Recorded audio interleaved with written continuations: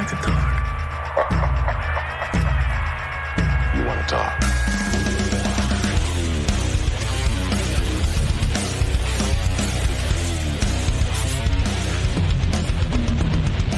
You're listening to Black Fawn Distro's Takeover Tuesday, the official podcast of Black Fawn Distribution, broadcasting live across the planet and retransmitted on all major streaming platforms.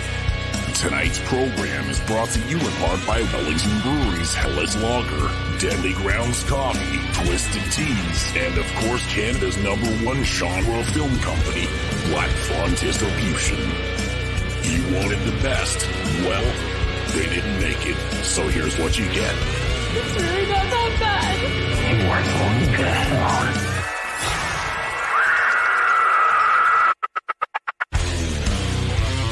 Here's your host, Benner from Black Fawn Distro.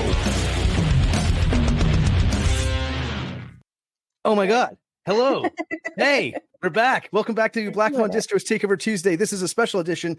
Hotstove from Hell. We haven't done one of these in a while. Of course, my name's Benner, and I'm joined, obviously, as always, to my left, Kells McNells. How you doing tonight, Kells? Thanks am doing fantastic. Again. Thank you for bringing me back again. No problem. No problem. I know it's always a struggle. Hey, listen, we've got a very, very special guest tonight, who's Makeup Billy, our friend Makeup Billy, who we haven't had on the program, but friend of the show, but she hasn't been on in a long time. And of course, we're doing a review and a deep dive and a debate on one of the most talked about films of the year, which is Longlegs, which if people haven't seen it, it's definitely worth checking out. And of course, just it's coming out on 4K and Blu-ray soon. It's already available on digital that you can check it out. And we're going to put the link down below if you're watching on YouTube. And of course, we are broadcasting live tonight. We had a debate about this. We were like, I don't know, we want to do the hot stoves live. Like maybe we'll just do them pre-recorded and put them up and blah, blah, blah, blah, blah. But like we decided to do them live so our audience can get involved. So anybody, if you're tuning in, if you want to get your comments listed, if you want to add something to the conversation, you want to be part of the program, throw your comments down in the comment section below, whether or not it's on YouTube, Facebook, Twitch, or Twitter. Although I tried to link up to Twitter, but there's something weird now with X. So I don't think we're actually broadcasting to Twitter, but I don't know. I don't know. I don't know if that's a big deal. You need a premium account or something, or I don't know. Look, they've changed things. We're not sure, and I don't know if it really matters, but we are broadcasting on YouTube and Facebook and Twitch, and I think those platforms are way better anyway. So now, before we get started, we had a debate about this. We had an internal, what would you call it, a brainstorming session about whether or not we wanted to review newer films and how critical we wanted to be of them, because we love films. We like pointing out what they could have done better, but we also like pointing out what they've accomplished. What we definitely want this. Yeah, exactly. We want it to be a positive show. But you know, there's always problems of every movie, and we feel like we just want to be honest. We're not sponsored by the film. So we're not sponsored by Neon, who produced the film. We don't have free 4K copies in the mail. Our partnership and our sponsorship at the top is really just for our sponsors, who is Wellington Brewery, Deadly Grounds Coffee, and of course, Twisted Teas, longtime partners of ours and longtime sponsors of the program. So thank you so much for your support. So we are not sponsored by the film, which gives us a little bit more of a creative license, a little bit more critical freedom to flexibility. Yes. To kind of analyze films like this. Now we had said, but you know, what about indie films? Like, what about films that are on a modest budget? Like, you know, we're filmmakers ourselves. We represent a lot of filmmakers under the Black Fawn distribution banner. How do we sort of rectify that? And we've come up with what I'm calling, and I hope you're okay with this, Kells, but we're going to call them indie rules. And what we've decided is like, we're going to not be as critical of films that are under a certain budget level. And we've made that arbitrary call and that arbitrary number to be $20 million on a budget in today's numbers, because I went back and looked at what the budget was for Silence of the Lambs, and in 1991 that was 19 million. So that doesn't qualify because it's not in today's dollars is what we're going for, and this year is 2024. So that's what we're going with. Now, if a film is more than 20 million, I think you have a little bit more, like you said, Kells, critical flexibility to be, I think, a bit more critical. Because I think once you have that budget, if you're making a film for 50 million, 80 million, $100 million, I feel like you have all of the resources available to you to make a great script, a great product, a great film, a great final piece of cinema. And I think that you should get held to a slightly higher level of accountability. But making greatness, baby. That's right. And we figured, hey, listen, we looked back and looked at a couple of films that were kind of made around that $20 million budget. So Conjuring, that was a film that kind of popped up. And I feel that that's kind of where that threshold needs to be, subject to change based on which way the wind is blowing, I guess. But we will try and keep things consistent for our viewership out there. And of course, thank you to the viewers out there who are tuning in. If you're returning to the channel, we really definitely appreciate it. And if you're catching us on one of the other platforms, thank you as well. Any platform that we're broadcasting to tonight, please leave your comments in this comment section below. And if you are watching on YouTube, if you can go down and hit that subscribe button, subscribe to the channel. We've got a whole bunch of content coming out as well under Streams and Screams, which is Kells's proprietary show on YouTube, where she reviews what to check out on streaming platforms. I do, of course, my infinitely creatively named review show, Banner's Movie Reviews. And of course, we do our 90s Night and our interview series on Takeover Tuesday. And of course, that includes this show, which is our Takeover Tuesday Hot Stove from Hell, which, as I mentioned, we talk about a film. And I think what we're going to do from now on, because here's the other thing too, right? We were getting into a groove where we were like, it'd be really cool if we reviewed the Saw like franchise. And we were like, that's like 10 films. So like, who's going to watch those 10 films? Now, I've watched all 10 films. You've watched all 10 films. Everyone that we're having on the panel has watched the 10 films. But how recently? I don't know. It's a lot to ask. And especially now that everyone's got other projects going on, other responsibilities, et cetera, et cetera, et cetera. It's really hard to squeeze all that stuff in. And I think it's just for me. I think everybody else has no problem doing it, but I am very busy now, and it's tricky. And I just want to bring a full review sesh to the program. So what we decided is we decided to review films that are out there, films that are being talked about, films that are sort of in the general zeitgeist, I guess. We want to talk about films that are top of mind, that people are really gravitating towards, and that are really well reviewed, or really divisive films. And that's kind of what we're pivoting towards within the horror and scary movie thriller genre space. Mm-hmm. So we picked Longlegs because we felt, hey, lots of people have watched this movie. Yes. It's one of the most talked about films of the year. And so we've decided to make the Hot Stove from Hell's kind of about these films. So anyway, that said, yes, discussing please stop Longlegs. Christ sakes, waiting for you to jump in. Waiting for you to breathe.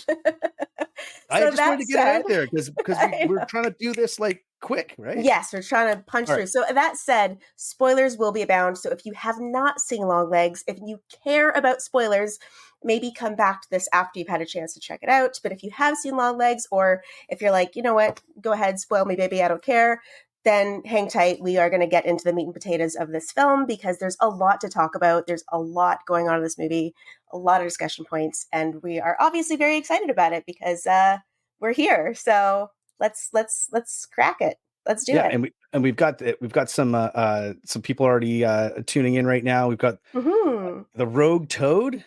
What a great name. Galloway, we're live, baby. That's right. And of course, buddy, friend of the show, Scotty Wakefield. What's up, Scotty? Thanks for tuning in. Appreciate it. And of course, let's jump into getting our guest on board here. Yes. Now, do you want to do the rundown first, or should we get the guest in here? Should we fill up the panel?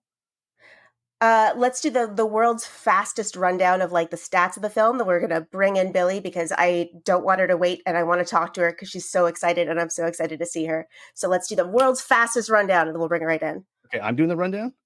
You have the information. All right, here we go. So Longlegs was released earlier this year. Of course, stars Micah Monroe, Nicolas Cage, and Blair Underwood. Yes. It's 86% on Rotten Tomatoes. It has over 290 reviews right now, I believe. I think that will probably climb up a little bit with the release in home video. Coming out on Blu-ray and DVD, and I believe 4K shortly, and it is already available on digital and VOD. The link will be linked below. You can actually rent it on YouTube as well.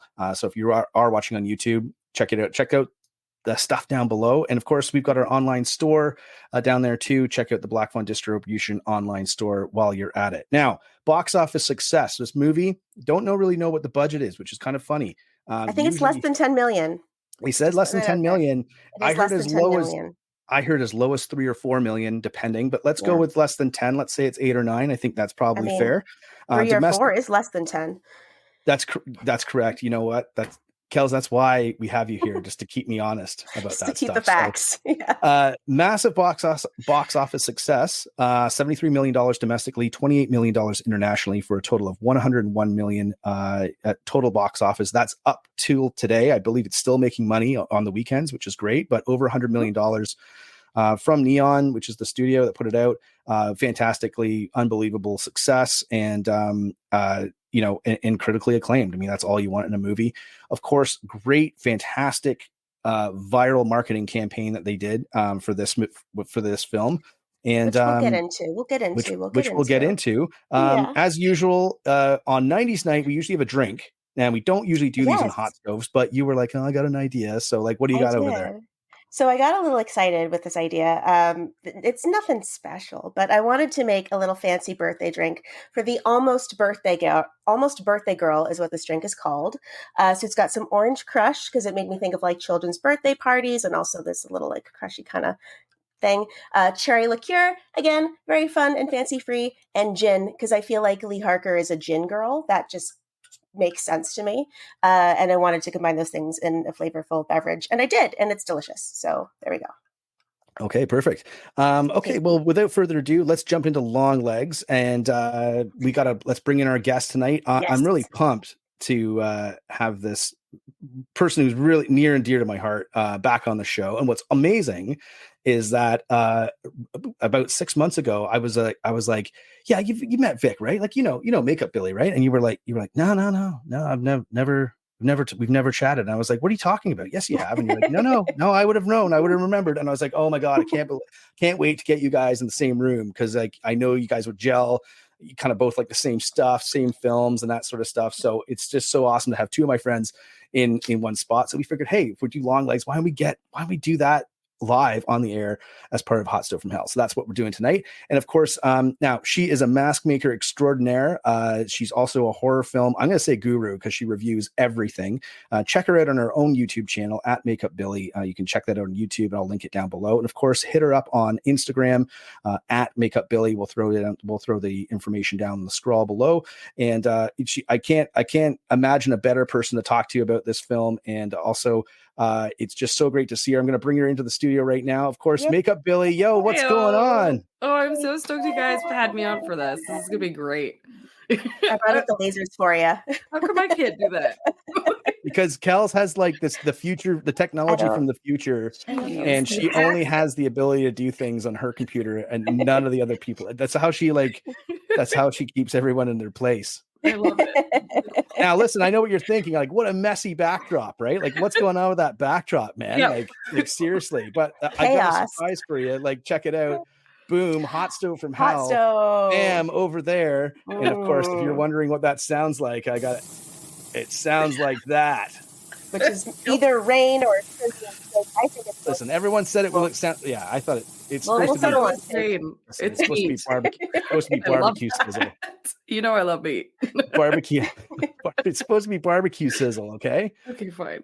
Anyway, we're here for whatever. it.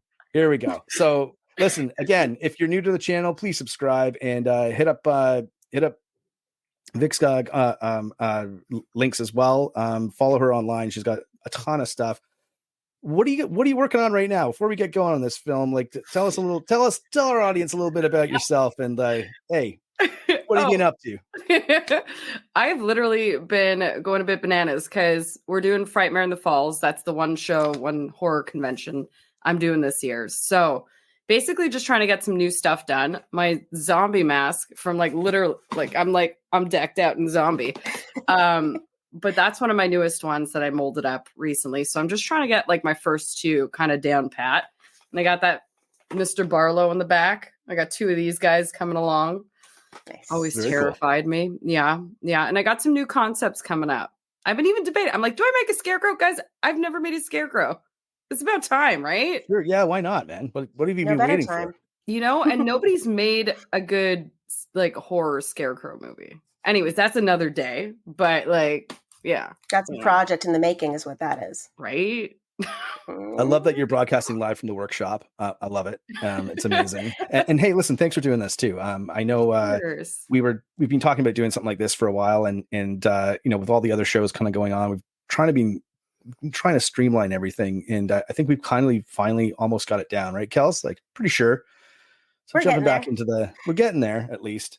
Maybe if I didn't talk so much, we'd get more shows done. I need to find one of the signs that'll just be your cue to chill. I gotta find one. I don't know what's gonna be. maybe it's the sizzle. Yeah, or maybe it's just the sizzle sound effect. Just rub your tummy at the same time. Seinfeld, baby. Ooh. All right. Listen, I gotta say, I'm feeling a little out of place because my headphones are so boring on tonight's program. But also, hey, listen, shout out, nice toque. Love it. Thanks for wearing it. Uh-huh. And of course, you can buy our new 90s Night toques in the Black Fawn Distro online store, the new online store hosted through Shopify. And check it out in the link below. But give it a look. Give us a subscribe. Now let's get into it. That's what everyone's been talking about. Everyone's been waiting for. Longlegs. I love this movie. I have some thoughts on it for sure, but overall, I think it's such a great quality made movie. I think it deserved a lot of the hype that kind of came around it, but I was lucky enough to catch it in the theater, and I really felt it was sort of a throwback film to kind of like those 90s thrillers. It's really dark, great atmosphere, and I just I gotta say, it's been a while since sort of an indie film sort of came out of nowhere and sort of dropped in theaters where everybody was kind of going to see it. I don't think it's a runaway success, but it's definitely, I mean, once you hit 100 million at the box office, I mean, you're doing all right. Your thoughts, Kells, or Vic, jump in. Yeah. What'd you think?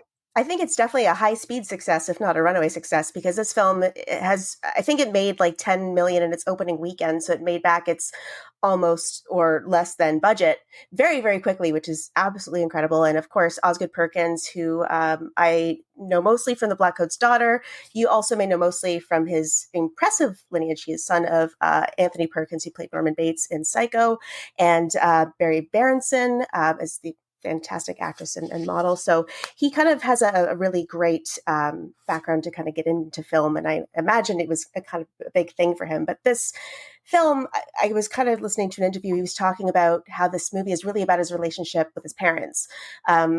Protective lies and certain truths that are curated as a move to sustain the family and keep them together, and how he really wanted to make a film to kind of honor his parents because they both passed away. Anthony Perkins died of pneumonia as a complication of AIDS in 1992, and Barry Berenson actually died in 9/11. She was a passenger in Flight 11.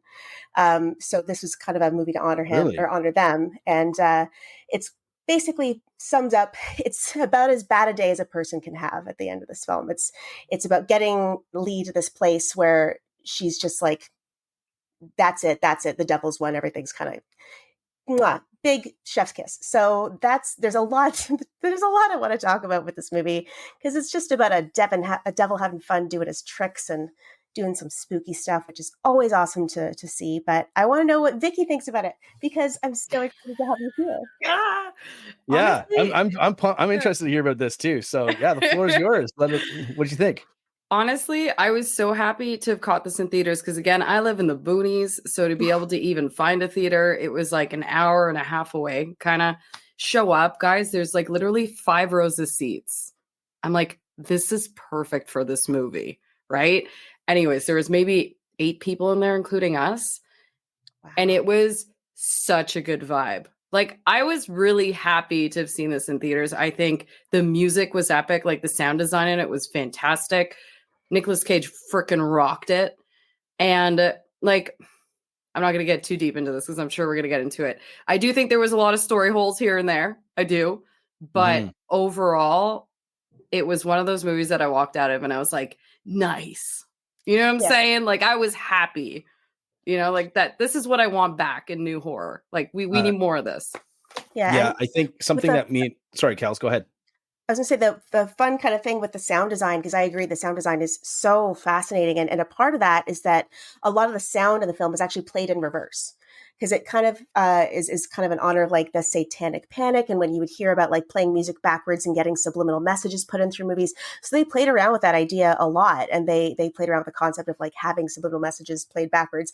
Apparently, I don't know if this is true or not, but I heard that one of the subliminal messages is you will rate Longlegs very high on Rotten Tomatoes or something like that. I don't know if that's true or not. 86%. I kind of hope it is. They would. And then, it worked. And then other things, just, you know, sort of creepy, satanic type of verbiage that they stuck in reverse. And I think it makes for such an unnerving atmosphere, because a lot of the sound effects played in reverse, it feels jarring. Like you don't know why, because it's just so subtle, but it just makes you feel very ill at ease that whole time. And I thought that was such a cool effect to make it really pop.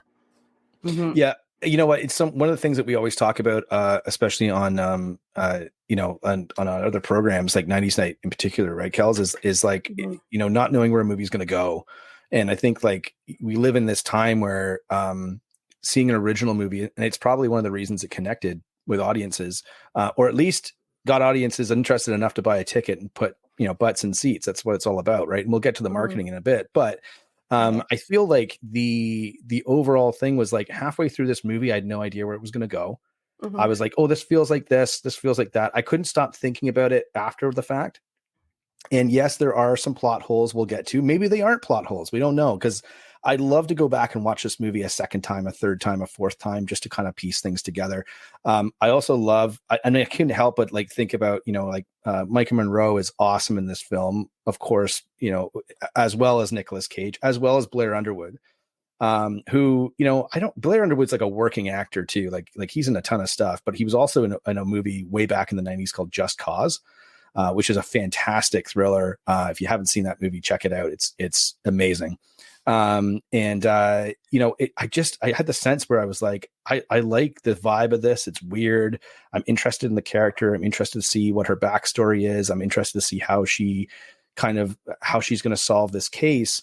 And, I don't know. I feel like I'm excited now when I go to the movies and watch a film like that, because I'm so sort of on the edge of my seat. Like Kells, like you just said, it did feel unsettling. Like you didn't know, you felt like it was almost like a wobbly vinyl or something, right? Like it was like kind of like you're just off balance a bit, where you're like, I don't really like this, but I definitely want to see what's up. Fantastic film overall. I gave it like 4 out of 5 when I came out of the theater, and I think that's stuck. I think it's missing a couple components. I think that would raise that rating for me. But all said and done, like, I mean, I feel like pretty good success as far as setting out to accomplish probably what it set out to do in the first place, right? Yeah, this is one of those films that the more I sit with it, the more I kind of digest it, the more I like it. Because again, the points we'll get into at first, when I first saw the film, I was like, well, what about... And I kind of had a hard time working those ideas out. But the more that I sit with it, the more I kind of, again, it's that feeling of like you miss a step and you're just sort of like lose gravity for like a half a second. And it's that unexpected kind of fall. And I think this movie really kind of captured that and just stretched it out for like 2 hours, which is really cool. So let's dive into some of these finer points. These elusive finer, like finer details, if you will. Vic, let's throw it to you. Like, is there something like you steer this panel a little bit? There were no long legs. Okay, number one, I was convinced there was going to be something about some person with just freakishly long. Yeah, but like, again, like you do, like they do portray him as a tall man. You know what I mean? Like you do have these scenes where he does seem very in that power position with these long legs, as he says too. But I don't know. There was so many moments where I was expecting, I guess, just like almost like a creaturey thing to come out, but it was absolutely not that. Kind of like you were saying, man. What's next? Like, where's I was I was hoping it. Okay, I didn't want it to be a spider though, because I just thought of like Daddy Longlegs, right? And I was like, one, Daddy Longlegs, the least threatening spider, just for the record, and also as well, like I feel like every interpretation of a spider on the screen, like if it's big, it's like not scary. Like if it's small and can get in your ear or something, terrifying. But like if it's like a big lumbering spider guy, like it's like like I don't know, I just shoot that guy, you know. So I really felt like I was glad that it didn't do that. It was more metaphorical, and I thought like it was more like how I interpreted it was like it was the reach of something. So like, you know, if you look at a Daddy Longlegs, it's like a little tiny body and these long legs, and I just felt like it was sort of like a metaphor for like the evil that's happening in here, and that's like the devil's reach into kind of all these lives. That's kind of how I interpreted it. But you're right, Vicky. Nicolas Cage was a man with long legs too, so. Yes. I did find, I don't know how true this is, but apparently Longlegs is actually an homage to an old nursery rhyme called Goosey Goosey Gander, which was an alternate version of the nursery rhyme, is known as Old Father Longlegs. So I don't know, look up Old Father Longlegs and see if you can find some more information about that. I don't know how accurate that is, but that's what I'm reading right now, and it's very curious. So I didn't have that at my fingertips in the movie theater, so I was just going by.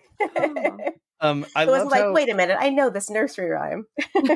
So, of course, like Nicolas Cage is like one of the reasons to see this. The acting is one of the reasons to see this film. I think it's very well set up. I think everyone kind of plays their role very well, and I think all the actors are interesting. But let's dive into kind of like what we liked about this film, other than, you know, like for me, I think one of the most interesting things nowadays is how low budget films are able to set things very, very easily in the 90s. And I think it's kind of like, it's a bit of a cheat, but I don't mind it and I respect it, right? Because I feel like in the film, like that doesn't really tell you when the movie takes place, but you know that there's a picture of Bill Clinton on the wall and there's some oversized computer monitors. It's the 90s, baby. So, right. So like, I'm like, okay, it's very easy to do that rather than trying to set this in the 60s or something like that. I thought it was a curious choice, and I don't know if there's any reasoning behind that other than the budget, perhaps. But I feel like movies that do that age really well too. They kind of sit in that sort of like time bubble where they don't really age past when they come out. So I'm wondering if that's one of the things that kind of helped the film sort of create this sort of air of mystery and suspense and like, you know, overarching like dread, I think, throughout the film. Like I always felt the sense of like things were going to happen, like with not knowing. And sometimes I love in movies as well nowadays where they kind of create this sense of dread and it's not a jump scare and then nothing happens and you're just like, you have this anxiety that it doesn't just stops and then it builds up again. I feel like that's really, really consistently well done in this film. I think the 90s thing too as well, like you think about films in the 90s that were set in the 60s and 70s, because it was about 30 years ago, and now I feel old because about 30 years ago we were looking at the 90s. So it kind of makes sense to set that kind of period film in that early period that we used to just look further back at. And I think another useful thing is like there's no cell phones, there's no ability to just like, oh, let me just text this guy and tell him not to let this lady in his house. Like there's a rushing sense, there's a not knowing what to do, how to get there, how to communicate things, because they don't have the technology yet, and that makes things a lot more complicated and a lot easier, I think, maybe for filmmaking, because you don't have to dance around the logic of just pick up a phone. And also as well, like when the service doesn't work, it's like, it's more believable. Now like I go into Toronto sometimes and there's a spot like on the, like I take the GO train into Toronto and like, there's a spot where there's still no cell service. So it does still happen, but in the 90s, it's like easier. God forbid anything happened on that train between these two towns. I'm not going to tell you which ones, because someone weird's going to get on. But I'm not like, I'm like, man, anything could happen on this train right now. Nobody would know about it. Yeah. But yeah, I think I think it's easier to kind of explain that stuff away and create a little bit more, I don't know, just some more believable situations where people are in where they don't have a phone or don't have a phone that works, and distance. Yeah. So okay, it's more interesting too to see on screen, right? Like, let's be real, when you're not always seeing like these little text blurbs, a lot of the newer ones, it gets like exhausting. Right. So I wonder if they kind of, and on top of it, like Helter Skelter and all that stuff was the 70s anyways, right? So it kind of makes sense time-wise to kind of drip into the 90s. Well, also the satanic panic was a huge thing in the 90s, especially around this time period. Like I mentioned earlier, the subliminal messages of like, oh, if you play this album backwards, it has satanic messages. The satanic panic was a huge thing in the 90s, and it kind of was focusing on this belief that like kids were getting abducted for satanic rituals, and like kids had repressed memories, and you had to talk to the kids and pull these repressed memories out of the kids. And it caused a lot of like false memory syndrome and a lot of issues that kind of escalated in a huge and particularly uncomfortable way. The McMartin preschool trials is super interesting to read about as an example of that. But I think that it also kind of works for this because it's that idea of like that satanic overtone that won't somebody please think of the children. It has that vibe that kind of fits so well within that satanic panic era. But I and also again, just visually, it's kind of fun to watch back and be like, I remember those pants. You know? Yeah. And I think a lot of that stuff too. It's funny too because I feel like sometimes decades like they kind of bleed over into one another. So like I feel like the early 90s, like the very early 90s, has a lot left over from the 80s, which was a big thing. Like there's a great commercial or there's like a public service announcement on YouTube. I'll try and find it, maybe link it down below. It's hilarious. It's about whether or not your son or daughter might be into Satanism, and it's like, go through their stuff and see if there's like pot and like a large dagger, like it's like a lot of heavy metal posters on the wall and stuff. It's really hilarious. And that was obviously girl like clutching. That was like really prevalent in the 80s. And the Judas Priest there's a very famous court case where someone I think they killed themselves. And unfortunately, but the parents blamed it on listening to Judas Priest. And of course, the case was thrown out eventually because there was no evidence of it, right? But it was kind of based on the fact that there could be subliminal messages in their music and et cetera, et cetera. But of course, all that turned out to be, hooey. So for lack of a better word. So it was interesting to see kind of them carry that sort of, I felt it was pretty ingrained into the movie too. And I just loved the fact that it was very aesthetically played into like the religious components of this sort of this world, without being without being too overbearing too. Like it felt like obviously you were most connected to Micah Monroe in this film, obviously, who played Agent Harker. And she is very much like she's non-religious. She's very either atheist or agnostic throughout the film. It's never really, I don't think, declared. To the best of my recollection, it's not really declared where she sees herself, but she definitely doesn't say her prayers. She looks at her mom as being like a little bit kooky. But so I just feel that kind of like connects a lot of people to the film, thinking like, oh, well, whatever. So when the payoff comes and like the evil is revealed, it makes it a little bit more scary, I think, because she doesn't really like, I'm reminded of this scene where she goes into the barn. And I was like, don't go in that barn, man. Like, I was like, I wouldn't go in there right now. Like, I'm too chicken shit. Right. So, but she doesn't care about that stuff. She's like, let's just go in and find, obviously we're just trying to find clues and stuff. So I thought it was a really good setup for what they wanted to do with the plot. Yeah. I'm kind of curious to talk a little bit about, Vicky, you kind of mentioned earlier, some sort of things within the plot that or maybe little hiccups and stuff. I'm kind of curious to see like what let's get into it. Kind of caught up at Ooh, okay. I felt like you wanted to talk about that right away. I thought you were going to come up and be like, yo, listen, let's go talk about that plot. Well, because I find it so interesting, right? Because like you said, like part of watching movies, I find I always sit there and I'm like, where is this going? And this movie literally takes you, I feel, on 3 different films. Like this could have been 3 different things. There's this whole aspect that he's a doll maker. Yeah. And they don't even tap too much into it. And I'm like, dolls are so scary. Like Nicolas Cage, Castor Troy making child dolls. Yeah, Let's that could be a whole movie by itself. hold on, right? Yeah. Right? That could Yeah. be like a whole other thing. And then sticking these weird metal balls in their brain. I'm like, come on. Like, what's happening here? Is it aliens at this point? Like, you know what I mean? Like, this movie took me on so many trips. And then again, the whole Satanism aspect, Mm-hmm. or like just child predator / like random acts of violence vibes. So this movie, I feel like it just kind of hop, skipped, and jumped. Whew. I agree. Like I was trying to figure out like what was maybe real and what was not real. Like from a character perspective, right? And whether or not it was sort of all in someone's head or not. And I was like, I don't know which way I want this to go. Like, you know, when you're watching a movie and you're like, oh, I really don't know which way I want this to go. Like I want something to surprise me, but I also want it to make sense. You know, because I feel like the obvious choice is this, but I don't want it to be the obvious choice, because even though it would make the most sense, I feel like I would have guessed it. But I don't know. I always find myself sort of on the fence with that sort of stuff. But yeah, I agree. I think it was odd, but sometimes in a good way. I mean, I have watched a couple things online since where the shadow is like the devil is in a lot more scenes than 10 shots.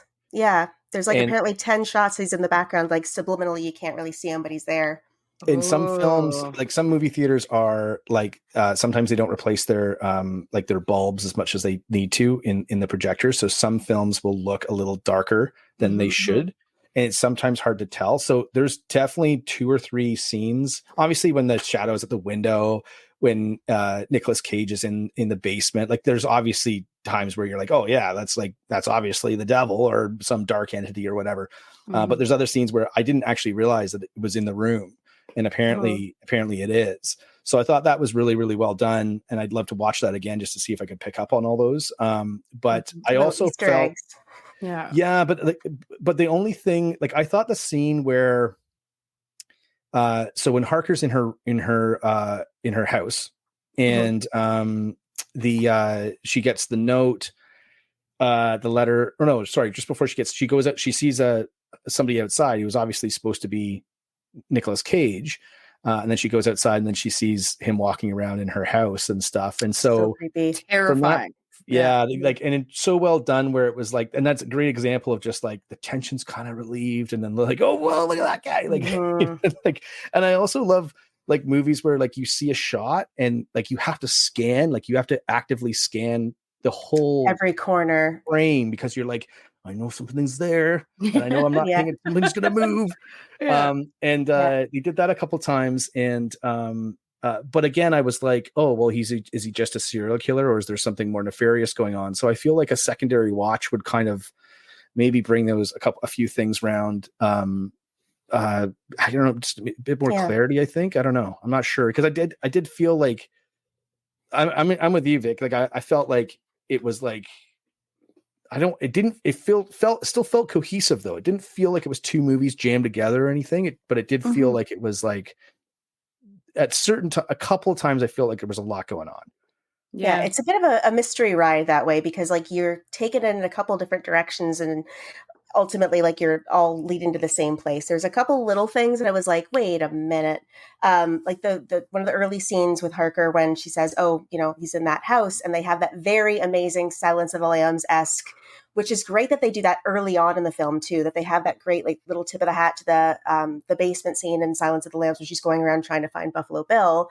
But they do it right out the gate in daylight. So it's even creepy. I love it. But they're able to kind of have that homage tied to it, get it out of the way early so people aren't waiting for that comparison later on. But it also, like, I felt like that was somewhere I wanted to kind of see more come out of that little subplot point with the abilities. I kind of like that they didn't, because at first when that came up, I was like, oh, that kind of feels a little easy. I don't know. Like I felt like it was like almost a little bit of cop out at a certain point, pardon the pun. But at the same time, like I think it was a really kind of cool thing to introduce, and then just be like, it doesn't matter. Like, don't worry about it. Don't even think about it. It doesn't matter. Because when you think about it, a lot of the times in life, as it were, these things happen. Something will come up that you may think is very significant and you never hear about it or see it again in your life. Or something may come up that you don't ever think about and it turns out to be very, very significant. And there's a guy that's been living in your basement this whole time. And I don't know why you never went down in your basement, but he apparently was in your basement the You whole weren't time. allowed, man. That's why Yeah. the basement's scary. Nobody wants to go in the basement. Whenever your parents are like, "Just go down to the basement, get me an extra light bulb or something, or something from the Yeah. freezer." And I'm like, I don't want to do that. Yeah. Yeah, I know. I was You go down there, you get it, and then you run up You as never look fast as you back. can. You don't look around. I was totally the creeper that hung out in the unfinished basement, which is like, what's in this hole here? Like, I was totally Oh that my kid. God. Well, you would have found Nicolas Cage, apparently. Yeah. Yeah. I didn't look hard enough, I guess. I don't know. But speaking on Nicolas Cage, one thing that I thought was really, really amazing about his performance is, and Osgood Perkins was talking about this in an interview, that he's such a consummate professional. He knows exactly where to go and when to go there. So Osgood was on the set one day and the sound guy came up to him and he's like, I've never seen anything like it. He's like, what do you mean? He's like, Nicolas Cage, like when he's quiet and he's whispering and he's pulling his performance inward, he gets, if you get with audio, if you go too far under the line, it's unusable and you can't hear it, you can't use it. And if you go too far over the line, if you go too big, it just gets muddled and you can't use it. But whether he's going so quiet, pulling back his performance, or whether he's going completely bananas all over the side of the place, he never crosses that line. He knows exactly where to stop his performance so that it's still usable, which is just speaks to like what a consummate professional he is. I think that he's been doing this for like 40 something years and he's been able to master that chaotic performance in a way that it's still always usable. And I think that's so freaking cool about him. Oh, I love him so much. The bees. Let's be real. He screamed in so many movies. Funny, yeah, So funny many. funny Oh my side gosh. He story. learned. He had to learn. Yeah. So funny side story, and I'm gonna try and set Vic. I think you know about this, but like, so we were all at or me and Vic were at Ottawa Comic-Con. We had booths side by side, and we were bored. Like it was just a slow day, and we were bored, and we came up with the idea of like, what if we had this like action figure series, but it was like a really awesome action figure series with like different characters of different actors, and every line would be, and we had like this Nicolas Cage line, which it was like Castor Troy, Con Air with a toy Hair. And like, the bunny. hair with a bunny and like a hair dryer. Cape Fear De Niro with a thumb. Yeah. And then we had the bees, like from Wicker Man. But it's weird, like it's like Nicolas Cage has had this crazy career, and he's done sort of all kinds of things, and now he's sort of kind of edging back into sort of doing like these sort of oddball films, but that have a little bit more pedigree to them. Like I remember watching Willy's Wonderland, and I was like, I don't know, I just don't know if I'm feeling this movie. But movies like this, I think, are just very, very well positioned for him, especially now that he's a little bit older. And like you were saying, Kells, to bring that sort of dynamic, sort of off the wall performance that really kind of suits the film that he's in. And because he's like, let's be honest, he's made a living off that for decades now, and he's all over the internet because of it as well. But I really do think that he gets involved with these projects because he really does believe in them, which I think is a credit to him as an actor. And I also feel like with this film as well, like, and maybe we can jump into the marketing here, because for the longest time I had no idea that he was in this film until I think the weekend it came out, when the reviews started coming out where they were like an unadvertised Nicolas Cage, and I was like, wait, what? Yeah. Like, I mean, how did this get by me on the interweb? Like, and I was like, Nicolas Cage, as a killer, or like in a movie called Longlegs, and then I needed to see it. And I'm not sure, Kells, I don't know if you found anything about why they did that, but obviously I think it was probably just not to overshadow the rest of the film, but so Oz Perkins, it was his request to not use Nicolas Cage in any of the marketing, because it was a creative plan to like promote and sell the movie without depending on Nicolas Cage, which makes sense to me. It's he wanted it to kind of stand on its own legs before everyone was like, oh my god, this is going to be no pun intended. Nicolas Cage Legs. legs. Sorry. I walked into that one like funds. But I think that oh my gosh, I forgot what I was saying. Yes, not Sorry, depending on Kells. Nicolas Cage because it's such a different kind of movie that if everyone went in saying like, oh, this is going to be Nicolas Cage playing a crazy serial killer, this is going to be bananas, expectations would be vastly different from what the film actually is. So I feel like not having that in the marketing, not depending on Nicolas Cage for the success of the film and not misleading audiences with expectations of a different film, I think that was really, really smart. And they did the billboard, of course, where they had that billboard put up around a couple different places that just had a phone number. And if you called the phone number, it was an audio recording of Nicolas Cage as Longlegs singing like that creepy song that he sings with like the happy birthday. Yeah. Oh, just wonderful viral marketing, living for it. Absolutely adore that. But again, they did that before it was kind of revealed that Nicolas Cage was even in the movies. You're just hearing this creepy voice. You're like, oh my God, what and who is this? And he was on the poster, like it was his eyes on the poster. But you don't recognize him at all. Nobody really knew. He had a good makeup job on, Absolutely. makeup job on him. Yeah. He almost looked like a botched up Cher is what I kept thinking. Like it was a wild kind of poofy and I don't know. Yes, or like a Liberace that just had like a little too much and then started drooping at the same time. Yeah. Like that kind of, and the hair too kind of added to that, I think. Yeah. But yeah, it just had this look of like someone that is just kind of like melting a little bit. And I thought that was really, really creepy and really delightful. Did you guys, I was going to say, did you guys hear about it? I've heard this somewhere online where Nicolas Cage was like, I don't think I can ever be another villain after doing this movie.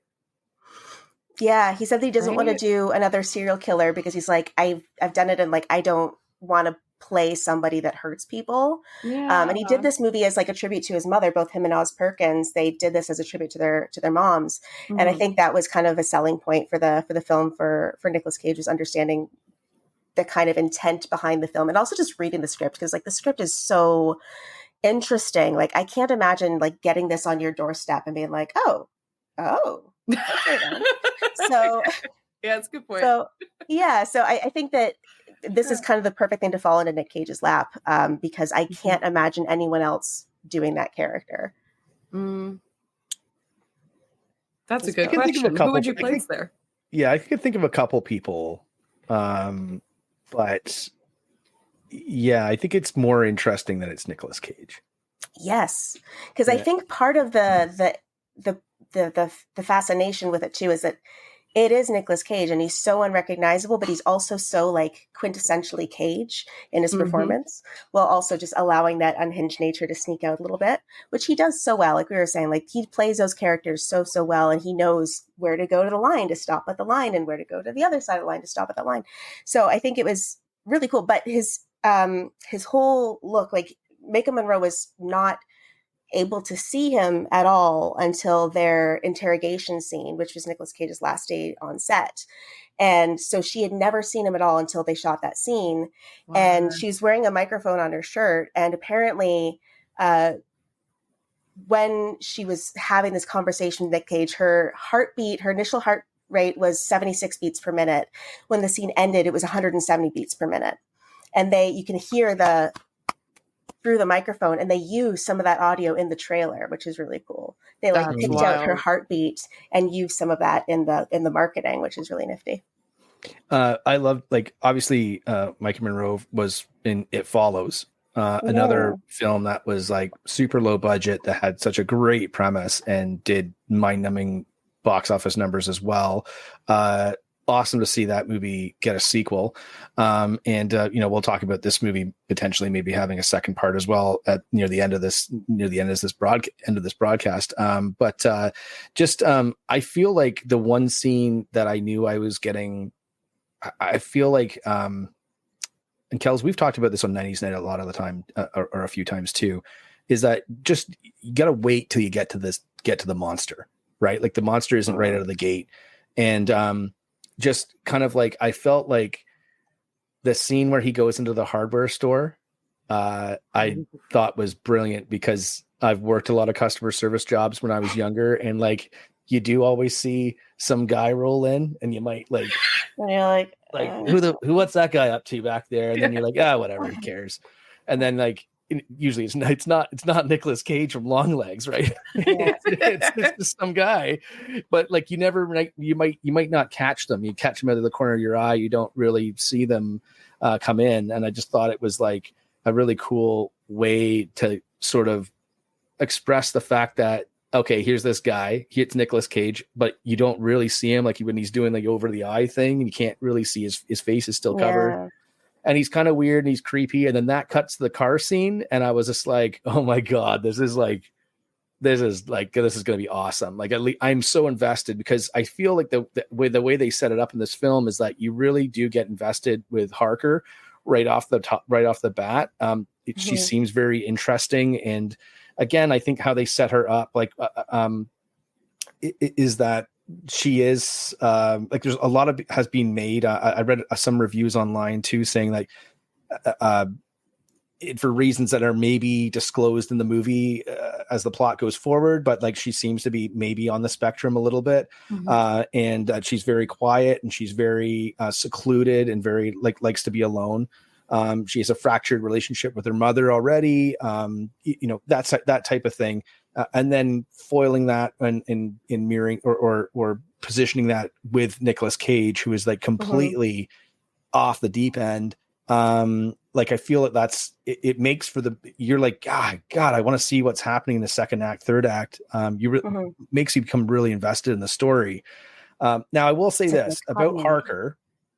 A couple things. One, I don't know if the psychic thing really paid off for me. I felt like it was, I don't know. It almost felt like it was a little unnecessary, but I also thought the scene where she's in the office, where she's guessing the things, or she's like, to me, I felt that was like an homage to Blade Runner, for sure. But I was like, I thought it would play more into what happened. Like, she kind of writes it off being like, I was wrong 50% of the time. What did she say? She's like, oh, you were right 50% of the time. She's like, I was wrong 50% of the time. But like, I felt like it was, I don't know if the movie needed it. Like, I felt maybe, Vic, that's what you were talking about it being a different, like all these kinds, like there's 3 different movies happening at the same time. Like, it's almost like a sci-fi type thing that's like attached to this movie that's maybe more religious horror than sci-fi horror, obviously. Like, I don't know. I don't know. I have a theory.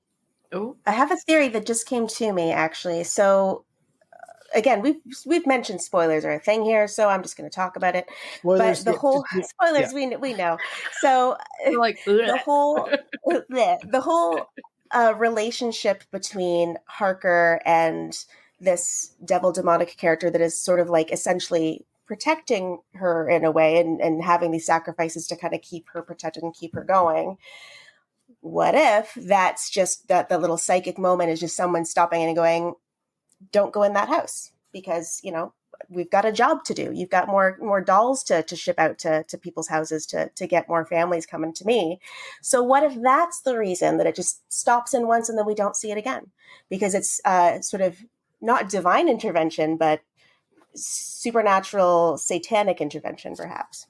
I think they were trying to fool us. I think it was one of these, like, trying to mislead us in terms of like the path of where it was going, right? They're like, I'm giving you this inch of this, and she might be psychic, and she's super logic in this movie the whole time. Hey guys, like, she's super like, yeah, this is my brain. I'm super smart. I just know how to piece things together, like science.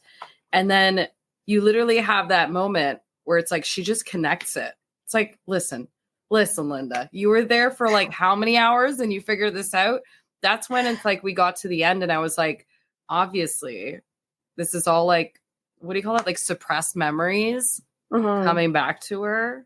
So there was that scene too, where like Nicolas Cage, it's not explained in the scene at the part of the movie. But you piece it together at the end where he puts that cloak over the doll and he says, you can't see anything. Or what does he say? And that's obviously supposed to be Harker, I think. Like, that's the Harker doll. Yes. Where he's like, you're in the dark or whatever. So I think that's why she can't find him in the basement. And I also think that, so she's only like half aware of things that are going on. But again, I don't know if I needed the psychic ability thing. I feel like I'm like, okay, but like, wouldn't that just stop that from happening. Like, I don't know. Like, I feel like the rules of the movie were like a little unclear on that. I don't think they broke them. I just felt that they just needed like a little bit of an extra thing. Now, again, I might watch the movie a second time and be like, oh yeah, of course, like this thing, right? But the other scene too, like at the start where her and the other agent are going to puppy dogs. Yeah. So someone else joining the panel. Yeah. So but the like when she goes to the house and with the other agent gets killed. And they're going into the and then she just goes in, weapon drawn, and she finds that guy and he's just sitting on the bed. I didn't quite get that scene either. And I was like, is that, now looking back, is that because like the devil is influencing that guy, or was it something else? Like, I was surprised. Like, a part of me was like, kind of like, that's when I started, like around the midway point of the film, I was like, oh no, like, don't do this thing where it's like all in her head. Don't do this thing that it's like, this is a dream or she's the actual killer. Like, I was like, don't do that. And they didn't, thankfully. But like, I was worried because there was a lot of, I think like you were saying, there was a lot of like kind of, there was a couple of red herrings here and there that were like, this is really important. And then it wasn't. And I think it was indie rules. So like, I think it was well put together for the budget they had. But I will say I'm always skeptical of that in general, because once upon a time I watched a show called Lost and it ruined my appreciation for red herrings, I think, because I feel like I hated that show for that reason. And I still hate that show. And I hate Lost. It was like, yes, it was fun to watch, but I hated the end. I was so mad at the end of that. Anyway. But still, it was just like, it was like, that bear, it's important, that bear over there, and they're like, no, it's just a bear. Forget about it. No, you specifically zoomed in on its eyes, like it's supposed to mean something. No, it's just a thing. Like, it's like, I hate that type of filmmaking. I think it's such bullshit. But again, I don't think they went that far on this. I think they were, but there was still a little bit of I felt they could have just woven that into the plot just a little bit more, but I just don't know. I might have to watch it again. I wonder, and I'd be curious to, when I eventually do a rewatch of it, pay super close attention to the scene where she's in the neighborhood and get the sense about the house to see if there's one of those shadowy, satanic, goat-like creatures in the background of that, because that again would kind of tip the hat to satanic intervention as opposed to like actual psychic abilities, because she says that she has these things come up through her life on occasion, and as we know, she's kind of had this influence going over and this protection going over her through her entire life. So to me, that would kind of point to that very clearly. If it's like these moments that you see it popping up in the background, it's that little influence kind of tapping her on the shoulder, being like, don't go in the house, let your partner go in there first, type of thing. But that's just my thoughts. And then also, again, because the guy in the house obviously is very combative at first, but then calms down immediately, could potentially, and he just surrenders, on the shoulder, which again could be the influence tapping him on the shoulder. That would make sense to me. I would buy that. I think I just talked myself into the logic of that whole scenario. Okay, that would make sense. Or like even like hypnosis stuff, getting involved in that. Like that would totally make sense too. Yeah. And I wondered about that too, with relation to the dolls and like the black orbs that were in their heads. Like obviously, obviously that was like a vessel for evil, right? Like, or the evil, a part, like a piece of the evil to be passed on.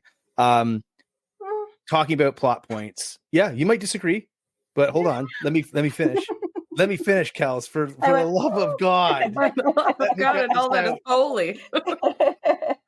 But speaking of the plot, let's talk about the ending, because I feel like this is kind of comes in. So again, spoilers, guys, if you don't want it ruined. But like, the dolls are such an intricate part of this plot, and I felt like the plot hole for me was and I had to really think about this, and I don't know where I sit on it now because I've thought about it too much, I think. But the dolls being dropped off at the houses, and do the dolls stay in the house?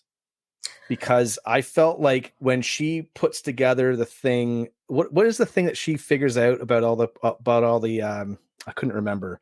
She figures out something about all the crime scenes, and she says all the crime scenes have Birthdays. this. What's that? It's the birthdays, the days Yeah. of the month. The birthdays. The yes, algorithm. She makes that Yeah. algorithm. Yeah. Yeah, I like that. That's all too. Zodiac on this. Yeah. No. So I did, but I'm like, okay, but if there's a child-sized doll in every house, like at the crime scene, I was like, wouldn't that be like, I don't know, like the first fucking thing you would notice? No, but so they hid that doll, right? Because that's when she goes into the barn, she finds that doll upstairs. So But I everyone think she else was had a taking them doll back. too. That's the Because first the doll. little girl lived, so they hid the first doll. But then the Right. little Because that was the girl who was in the coma, Kiernan the mental Shipdash. institution or in the hospital, or whatever. When they found the doll and they opened up the ball, suddenly she was no longer catatonic, and she was able to have full conversations and like was very lucid, and but not lucid, but she was very present. Right. So yeah, so I think, but I had the same thing. I was like, where are the other dolls? Because I don't know if someone is like taking them on the way out before they leave the crime scene, or like if they're just like, I don't see it, I don't know what you're talking about. I was thinking about that. I was like, does that happen? Because I was like, wait a second. I was like, is it the same doll? Is it just the same doll that's like kind of redressed or repurposed for different hair and put into different homes? Or are they all these dolls and he's making all these dolls all the time? So I wasn't sure if that was clear. Well, he is a doll maker, Benner. Right. But like, how many dolls can a guy make, right? Like he's got other stuff to do, like listen to metal records and shit, right? So he's got to go to the hardware store. No, but I was like, but I was like, how many dolls, and are they leaving them there, or is she taking them with her? And I couldn't quite remember when I came out of the theater, but it's not a deal breaker for me. But I did wonder, and I was like, I feel like there's something there that's supposed to make sense that maybe I'm missing, but I'm not quite sure. I don't know if you guys have any thoughts on that. Yeah, because I had the same thought. I remember chatting with you about it. It was like, but what about the dolls? Which again, are they taking them out? I don't know, but I do think that it was really kind of a neat detail that it was human hair that was used on the dolls. I imagine it was human hair from the actual little girl that it's kind of matching. One thing that I kind of thought about at the end of the film as well is like, she gets there and there's this doll left over with an undestroyed thing in its head. And I guess someone asked Oz Perkins about it being like, well, what about the end? What about the final doll? And he's like, yeah, not my problem. Which I think is kind of actually a great response, because it's like, it doesn't matter. It leaves it up to the audience to be like, what do you think happened? Now there's this little girl that's running around that potentially still has her essence trapped in this little doll that has not been destroyed. But he's like, that's your thing. So maybe he does that by any chance leave some room for a sequel. I don't know. I kind of hope so, but it's not my only thought. Someone else has had that thought. Yeah, so there we go. And hey, listen, thanks. We should just take a little second just to thank everyone. Yes, I would like to. In. And listen, we appreciate everyone's comments saying that you're here and here to support. Thank you so much for tuning in. And of course, make sure you follow Makeup Billy at Makeup Billy, both on Instagram, and you can check her out on YouTube. So make sure you hit the link down below. Subscribe to her channel as well as our own channel, Black Fawn Distro. But of course, guys, if you're still watching, let us know your thoughts. Let us know if you have questions. Do you want to know what we thought about some things? We're going to talk about that ending, which I think is a great segue, Kells. But anyone out there, if you want to ask us a question of what we thought about this movie, or if you had some thoughts or a comment about what we're talking about, let's get you involved. Let's get you part of the broadcast. We'd love to put interact 2024. While we wait for you guys, I'm going to jump in. Yeah. Did you guys see it coming? I saw it coming with the little girl. I'm like, her birthday's for sure around the corner. I know that cop dad is in trouble. Like, it's happening. Well, because they even talk earlier. She's like, oh, can you come to my birthday party? And it's like, oh, well, Planton, there you go. It was really well done. Like, I felt like it was just right amount of time had lapsed where I was like, oh, like, it wasn't just like, it wasn't like Blair Underwood being like, see what you can do about that situation, Harker. I got to go out and get a birthday cake. Like, it wasn't like dropped a bunch of times. It was more like like she was this like this socially awkward sort of person, and she was just trying to integrate herself with this little kid. I thought it was a really great scene too with his daughter at the start. So it was just the right amount of time where you kind of forgot. So, but near the end, I was like, oh wait, like oh shit, like yeah. As soon as they're like, you're going to be late for the party, I was like, oh shit. But I think also it's a really clever bit of writing too, because it introduces that idea earlier on in the film. So when she's like rushing to it at the end and we didn't know that there's a birthday party happening, it's like, whose parties, what is happening? What is going on here? So I love that they introduced that scene early on to A, have some foreshadowing for the party, and B, also give us a little bit of insight to Harker's character and how she interacts, and also the fact that she's been sort of welcomed into this family so warmly, which makes it that much more effective when, everything kind of at the end there. Goes side. Yeah. And I think like the ending, like, so I thought the solid twist was the fact that he was in the basement the whole time. I thought was genius. And I really thought how they executed that was pretty great. I didn't really see that coming. I'll be totally honest. No, but basement dweller, I questioned it. I'm not going to lie. As a basement dweller, I was like, I don't believe this. Yeah. When the mom if it was me, I'd be poking around that basement. I'd find that guy like 2 seconds. Yeah. It's like you're like you got to be a nosier kid. Come on. You're gonna pay me money. You're buy me stuff, blow your cover. But I felt like the start of the movie was so brilliant, super creepy, and I thought that reveal at the end was pretty spot on. I did like the fact that like even the doll, like it was revealed, like, and that scene with the doll where her mom shoots the doll's head and the black smoke comes, like what an iconic, like, I think that was used as one of the pieces of marketing too, like it was in the trailer. I think it was on a poster as well, like really interesting visual. So awesome, full marks for that. But I did wonder if they were going to do, I was like, is this like, I kind of I thought of Fight Club a little bit too, where it's just sort of like an alter ego. And then I was like, are they going to do the old switcheroo that her mom is actually another part of her psyche? But they didn't do that either, which I was thankful for.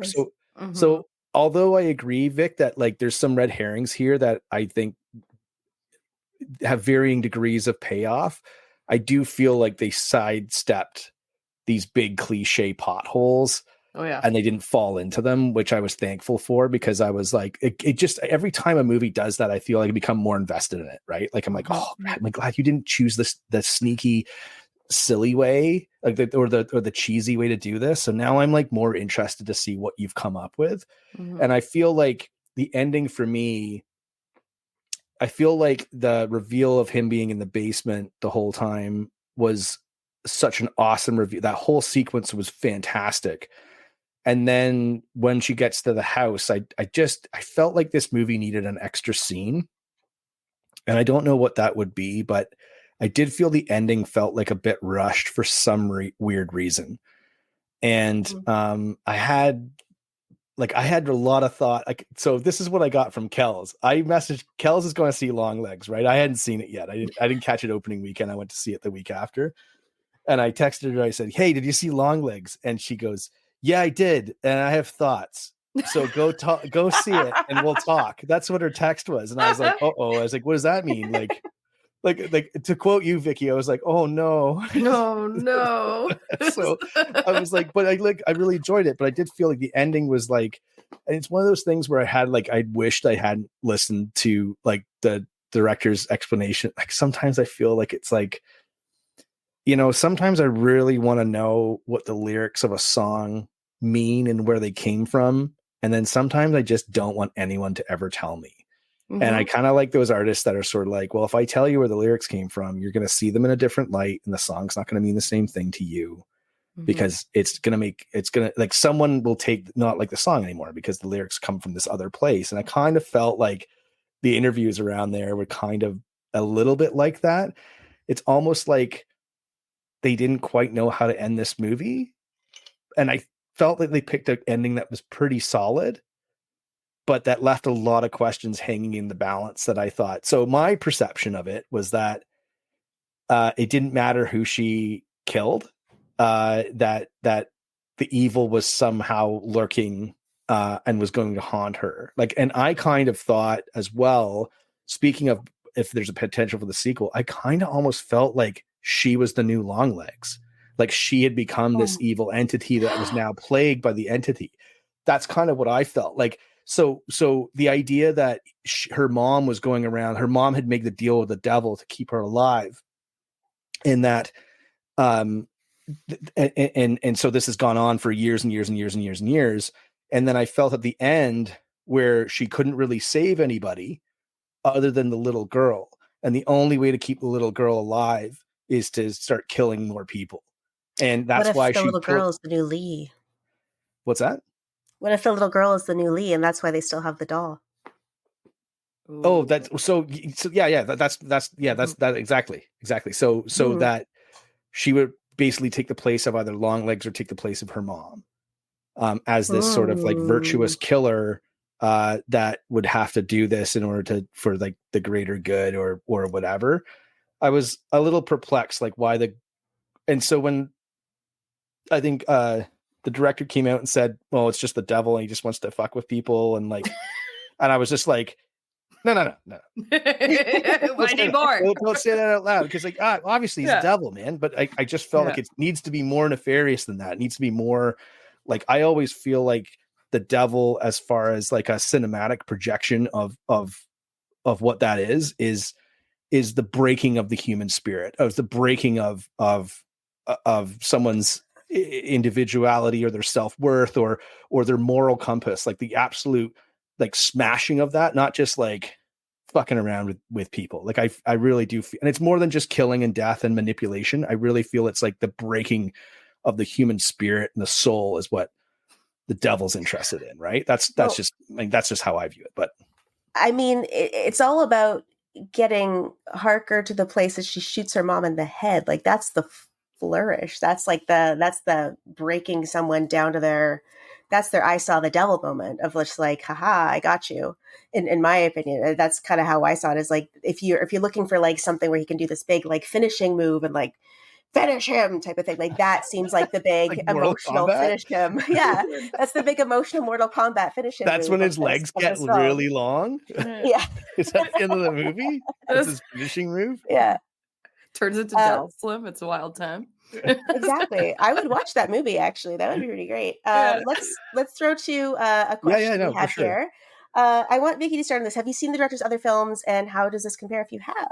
So you were mentioning he also did Black Coat's Daughter, right? Which is a fantastic film. Yeah. I saw that, I think it was last year, and that film is probably one of my favorite exorcism style movies I've ever seen, I'd have to say. I would say that film wraps up a story better than this one. Don't hate me for it, but I gotta say it. Like, that movie is a really, really freaking good film. Yeah.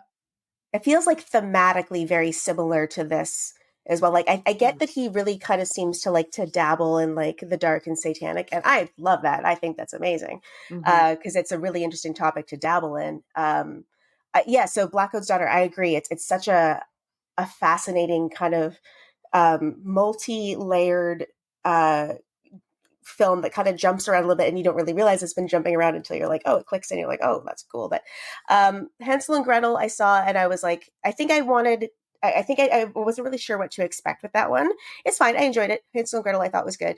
And then I'm the Pretty Thing That Lives in the House was also him, I believe. And that movie was actually pretty cool. I think that was the one that was all black and white that was on Netflix, I think. I can't remember if that was the one that was all black and white, but it was 2016. I'm trying to remember that. It definitely has like some cool themes, some cool ideas. And it's that like this, it's about this lady that's like taking care of an elderly woman in this house. It's kind of nurse character that's coming in. And I think those stories are always really interesting where someone's like taking care of somebody and they don't really know who that person is or what's going on.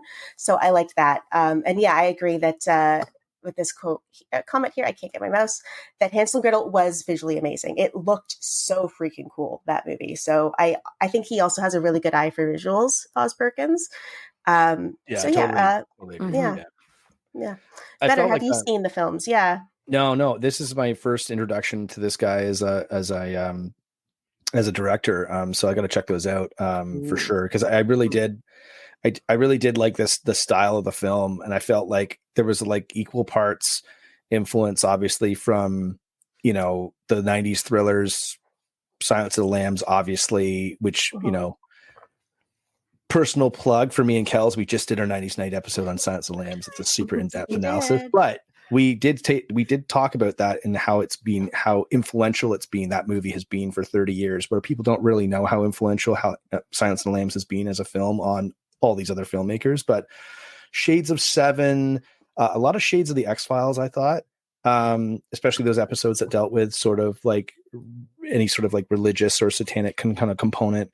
But yeah, I did feel like he's got a really good sense of just creating that sense of dread, where I was like, I don't like this. I don't like how this is making me feel for some weird reason. And I do like feeling like that. Like, it reminded me, like, I think Ari Aster, I think, is another guy that, like, Hereditary, I think, was gave me that sort of vibe. I know Hereditary is an overused comparison for everything nowadays, but really it's just like, I know something bad's going to happen. I just don't know what it is. And and then when something bad doesn't happen and then it does, you're kind of like caught off guard, because you're like we said at the top of the broadcast, like, you're always kind of kept a little bit off kilter. So I'd be fascinated to see what he does next. Well, there's an answer to that, because this is also a thing that's happening. He has a Monkey Shines reboot that is coming out next year. I believe it's in pre-production right now. So I think that one is. Is that the trailer that just dropped? It's called The Monkey or something. The Monkey, yeah, The Monkey. I can't remember if it's a Stephen King book. Who's producing that? It's a Stephen King book, but there's somebody that's really intense that's producing it. And I'm trying to remember who's producing it. That's the sci-fi one, right? The guy's in the wheelchair and he gets that monkey. That's the Monkey. Yeah. But is that based on the same? Oh, it's produced by James Wan. That's who it's produced by. Okay. Yeah. I love James. I mean, James Wan is like, man, like, he's. And then also this one, just to answer real quick, is the name of the movie is I Am the Pretty Thing That Lives in the House, which is on Netflix. Kells, I sense a Streams and Screams in your future. Maybe I should, because it's been a long time since I've seen it. And I think that one was one that I think it really impressed me. Here's the thing. This is why I love doing Streams and Screams, because I will see a movie and then I will completely forget about the movie until I watch it again and go, oh yeah, that's a really great movie. I remember I liked that.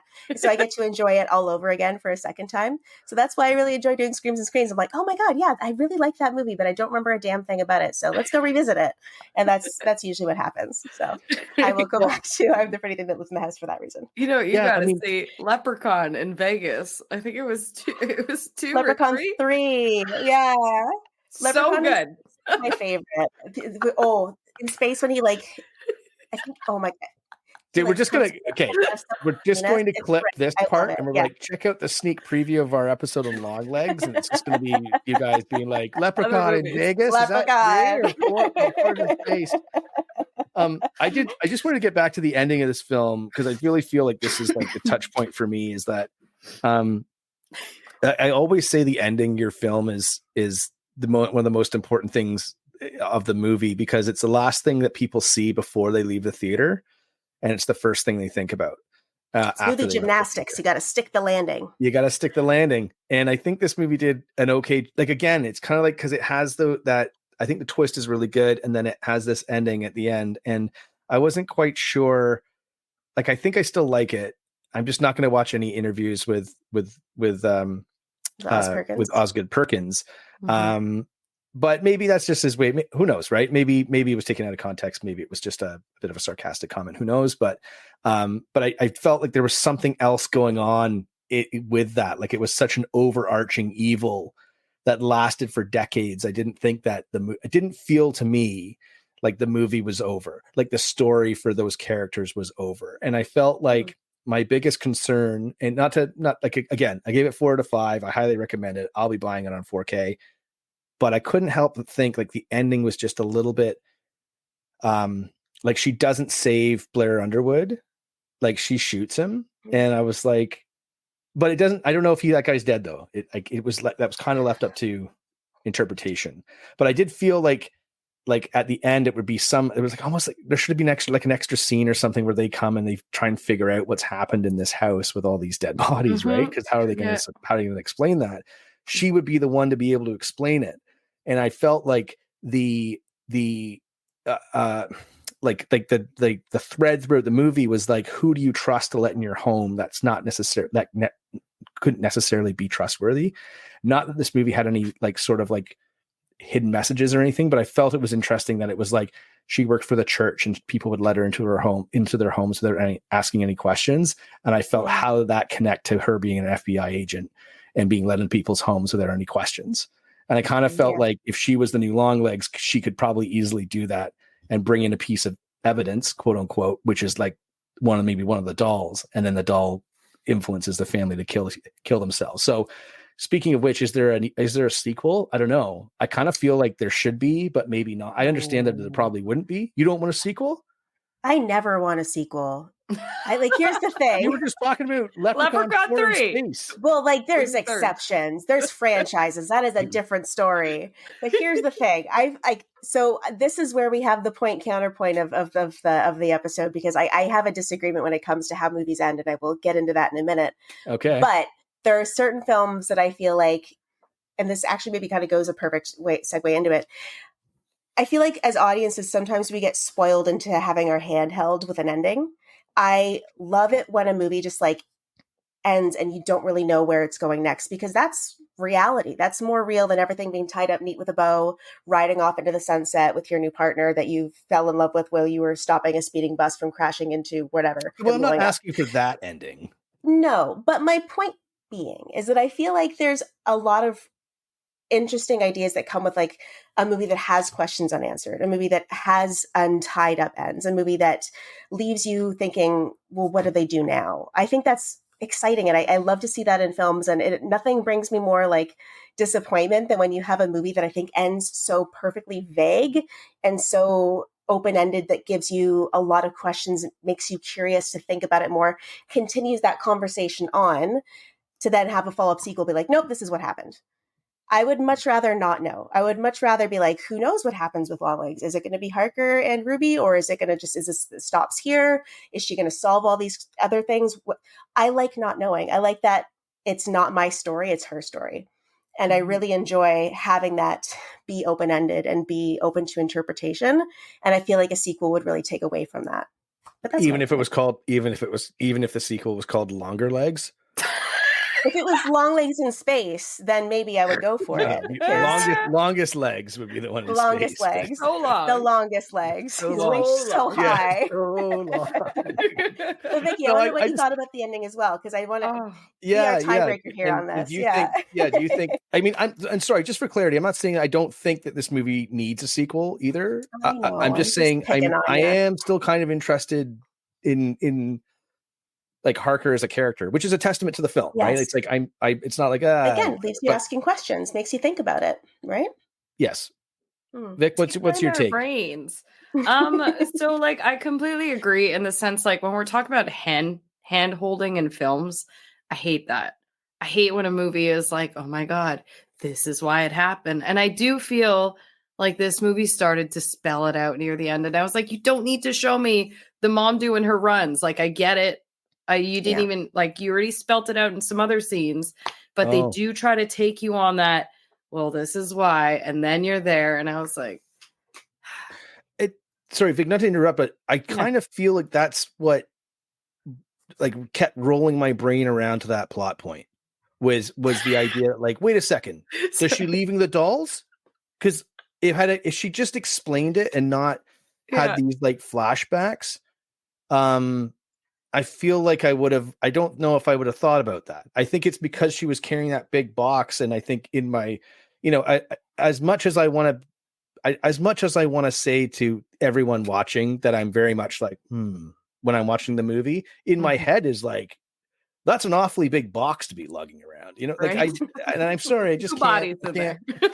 Yeah, it's like, so is she dropping? So then I started out to say, she's dropping off I mean, is there blood getting on the box? Is there anything to like that would like, attach her to this, or is she leaving the doll there or whatever? But if you're right, I think if she had just explained the story and not shown in those flashbacks, I don't know if I would have even thought about that.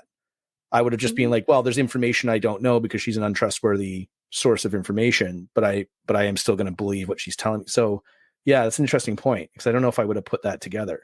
It was the car scene, right? When you see her, that was... Yeah. Let's talk about favorite scenes. Okay, Yeah, that car scene near the end. Oh, which one, sorry? Like right near the end, it's the partner of the cop is in the car waiting for Harker. Oh, that's the lady. Brilliant. Yeah, brilliant scene. And you could like see someone beep boop, boop, boop, boop. And it's like you were saying, the pacing of this film, they don't boom when you think they're gonna boom. They wait like an extra like 3 seconds. That's some 3 Mississippis that you're staring at this woman out the window. And boy, was that effective. And that's when, to me, that was like, oh, this all makes sense. You know what I mean? Like, yeah, that was the moment where like you can stop the hand holding. We get it now for sure. Exactly. Yeah. I thought the scenes when they just showed the doll and the eyes kind of lit up like very slowly, I thought was brilliantly done. They do that in a couple of spots in the movie. One of my favorite scenes, speaking of exactly what you just said, Vic, was like the scene where Longlegs is in the holding cell and they're interviewing him on the TV, and it's like a live, not just that, but before that, where they're watching him on the screen, and she says pause that, and then they sit down, but his face is still like paused on there on the screen, and the whole time I was like, okay, but like if the devil's at work here, I was just waiting for the video to unpause. Like I thought it would like judder or be like something really weird, or every time it shot over his shoulder, it would like he would change or something like yeah. Just like the suddenly it was that we like to party, like we like to party, like I don't know, like I just don't know if like I don't know if like I was waiting for that, but it was so good because they resisted that urge, and they were just like, nah, we're just gonna make him look super fucked up behind you. And but again, the scene where she goes to meet him again, very I think it was more Seven, not as opposed to Silence of the Lambs, but just the fact that like they were sitting down, or she was sitting down with him and having that kind of like face to face, and I mean Nicolas Cage brilliant in that scene, and so weird and off putting and unsettling and you know great. Kells, you got any favorite scenes? What you got? A couple, I think. Right? Yes, and first I have to say that, like, speaking of Hereditary and then Talk to Me and Longlegs, the new not jump scare but terrifying trend of just like having all of a sudden just like bam, like that happening in movies a lot now. That's the new thing. That seems to be the new thing. Like I love it and I hate it at the same time, because I can feel my nose crunch. Like it also makes me think of Death Proof when he like slams on the brakes. And anyways, anytime someone gets their nose crunched in a movie, I like feel it in my bones in a way that like makes me very physically uncomfortable, and I love it because I think. What did I just see? I just saw something with that. I just saw something with that. It was like a keyboard. I saw Love Lies Bleeding. Yes. Had a scene that where I was like, yeah. Yeah. And there's one of those in Unfriended 2, Dark Web. There's one of those moments in there as well. It comes up every now and again, and every single time I'm like, it's super great. But favorite scenes for me, I agree. I think that interrogation scene is so perfectly unnerving, and I love that was the first time she saw him. I think that's such a great little detail. I don't know why as soon as he went down once, like 7 people didn't come running in the room to stop him, but that's neither here nor there. I love the interrogation budget scene. Cut, the 90s, man, budget cut. It's true. They were watching from a very, very distant room. It took them a minute. They had to, they didn't have a camera right outside the door. They just they're looking in the window of the door, like, what's happening? Yeah. I love that scene. I love the scene where Harker just sort of like, again, comes to that realization, figures everything out. I love the last scene. Just because it made me feel very sad, and I liked that. I think for me, an overwhelming trend in the movies that I watch is like any scene that I watch, it makes me go, is like my favorite scene in a movie. I love that. I love to like have a movie make me feel upset. I think that's my favorite feeling when I watch a movie. I don't know what that says about me as a person, Yeah, I don't but know I either. love to feel upset. I agree 100% though. It's movies that make you feel, right? And that's what really makes you just remember too, right? Exactly. They linger. Yeah, I think the overall sense of the film too was that you know, it did have something to say and a story to tell, and I feel that's like I think my criticism on the end is of the film is that I think certain things in that ending scene don't quite add up to what we've seen before. So for instance, like I was trying to think of like the scene at the start where she goes into the house in the suburbs with her partner gets shot. And another favorite scene. Yeah. I really like that scene. And you could tell like right away, like, because I'm sort of in a peripheral way attached to the film industry. I know how a lot of these films are made. I knew like as soon as she goes in the house, I go, I know how they're covering for a low budget here. And that's totally fine because they're using it. And with all those sheets and stuff like that, like I was like, I'm totally fine with this because it's like there's they're creating something here and I get it. But she did go into the house, like she doesn't wait for backup, gun drawn, goes into the house by herself to try and find whoever killed, like, you know, her partner or at least the other cop that she was with. At the end of the film, when she goes into like Blair Underwood's house for the birthday party, I was just kind of like, I don't know. I feel like she would have gone in there like full tilt, but I wasn't sure. Like I especially, and then I was like, okay, but that's fine. Then her mom's there and things are weird and there's a kid there and I get it now that she's in the house and, you know, whatever.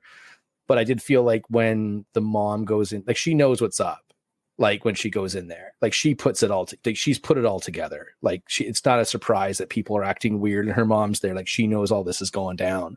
And then, but she lets the wife go into, the mom go in, or not her mom, sorry, Blair Underwood's wife go into the kitchen. I was like, I feel like you would have saved her by then. Like, I feel like there's just something else going on. Like, I just felt like it was like there was something that just didn't quite add up to me on that scene. So that was like the one thing that I kept going back to, and I was like, I just don't know if that connects well with her character. But having said that, too lenient. I'm too. Oh, you're too. Yeah, she was like, no, she was too lenient. She's like, yeah, I'll go off in the kitchen. That's fine. I was like, don't do that. Yeah, and I felt like, but again, like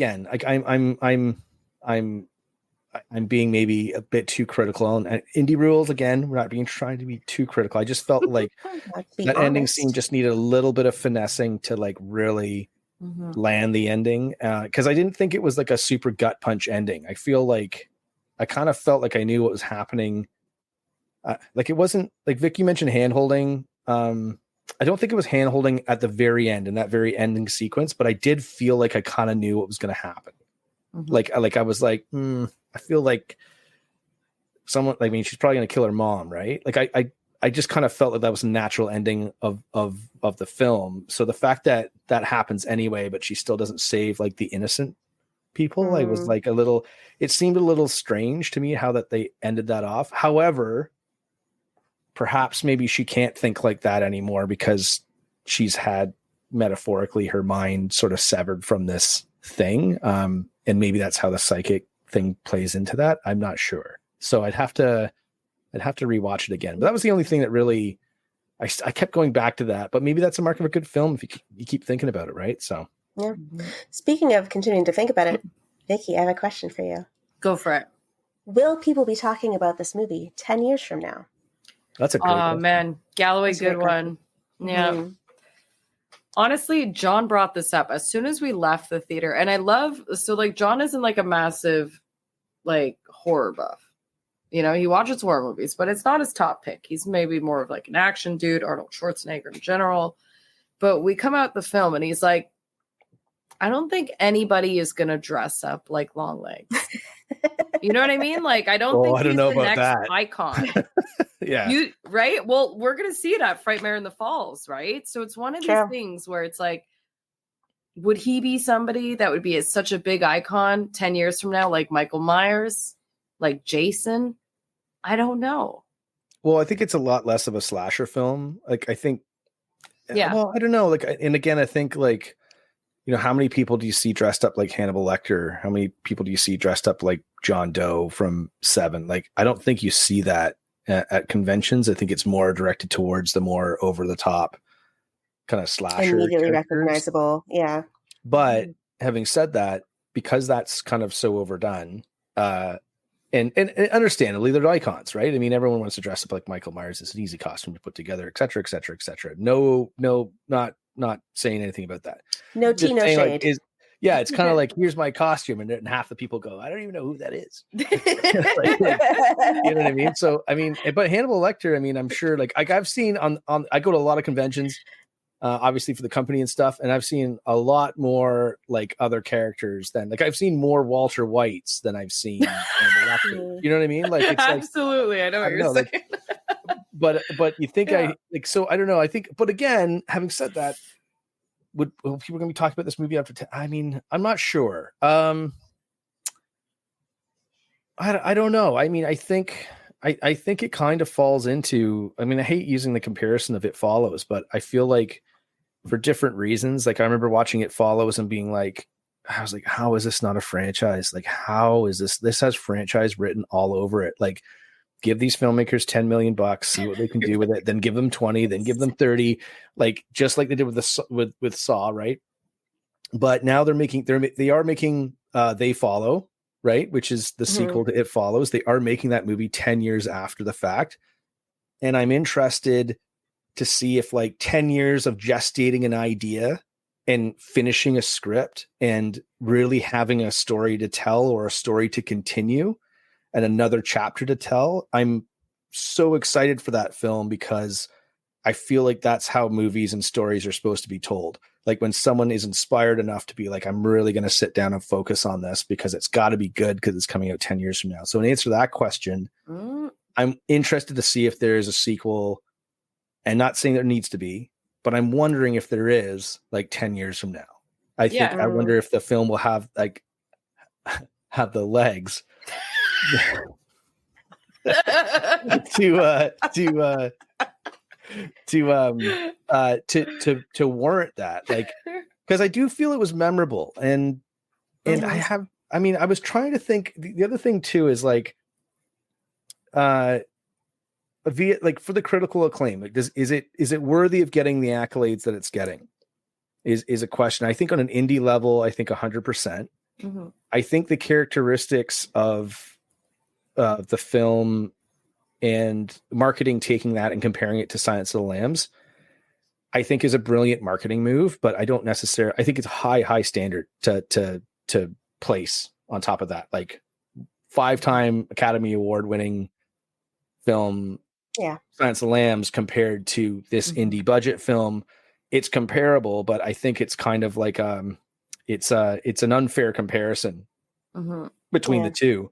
Yeah. So whether or not it becomes a memorable film, I don't know. I think it might have the ability to create a bit of a cult following, right? I was trying to think of, like, sorry, and maybe you can help me out with this, Kells. I was trying to think of a film that was comparable to it that wasn't Silence of the Lambs or wasn't, Kiss the Girls or something like that.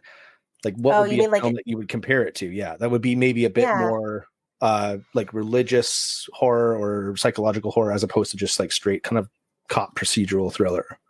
Yeah, that's a good question. In terms of, like, something that kind of follows that same, the tone is so hard to capture, though, as I think that's the one thing that's really hard to kind of find a comparison. In terms of tone, the closest thing I can think of is The Black Coat's Daughter, and it's because it's also Oz Perkins, and it's very similar tonally. But in terms of the police procedural, there's really nothing like this. I just recently did an episode of Murmurs from the Morgue with Bree. We were talking about like police procedural horror movies.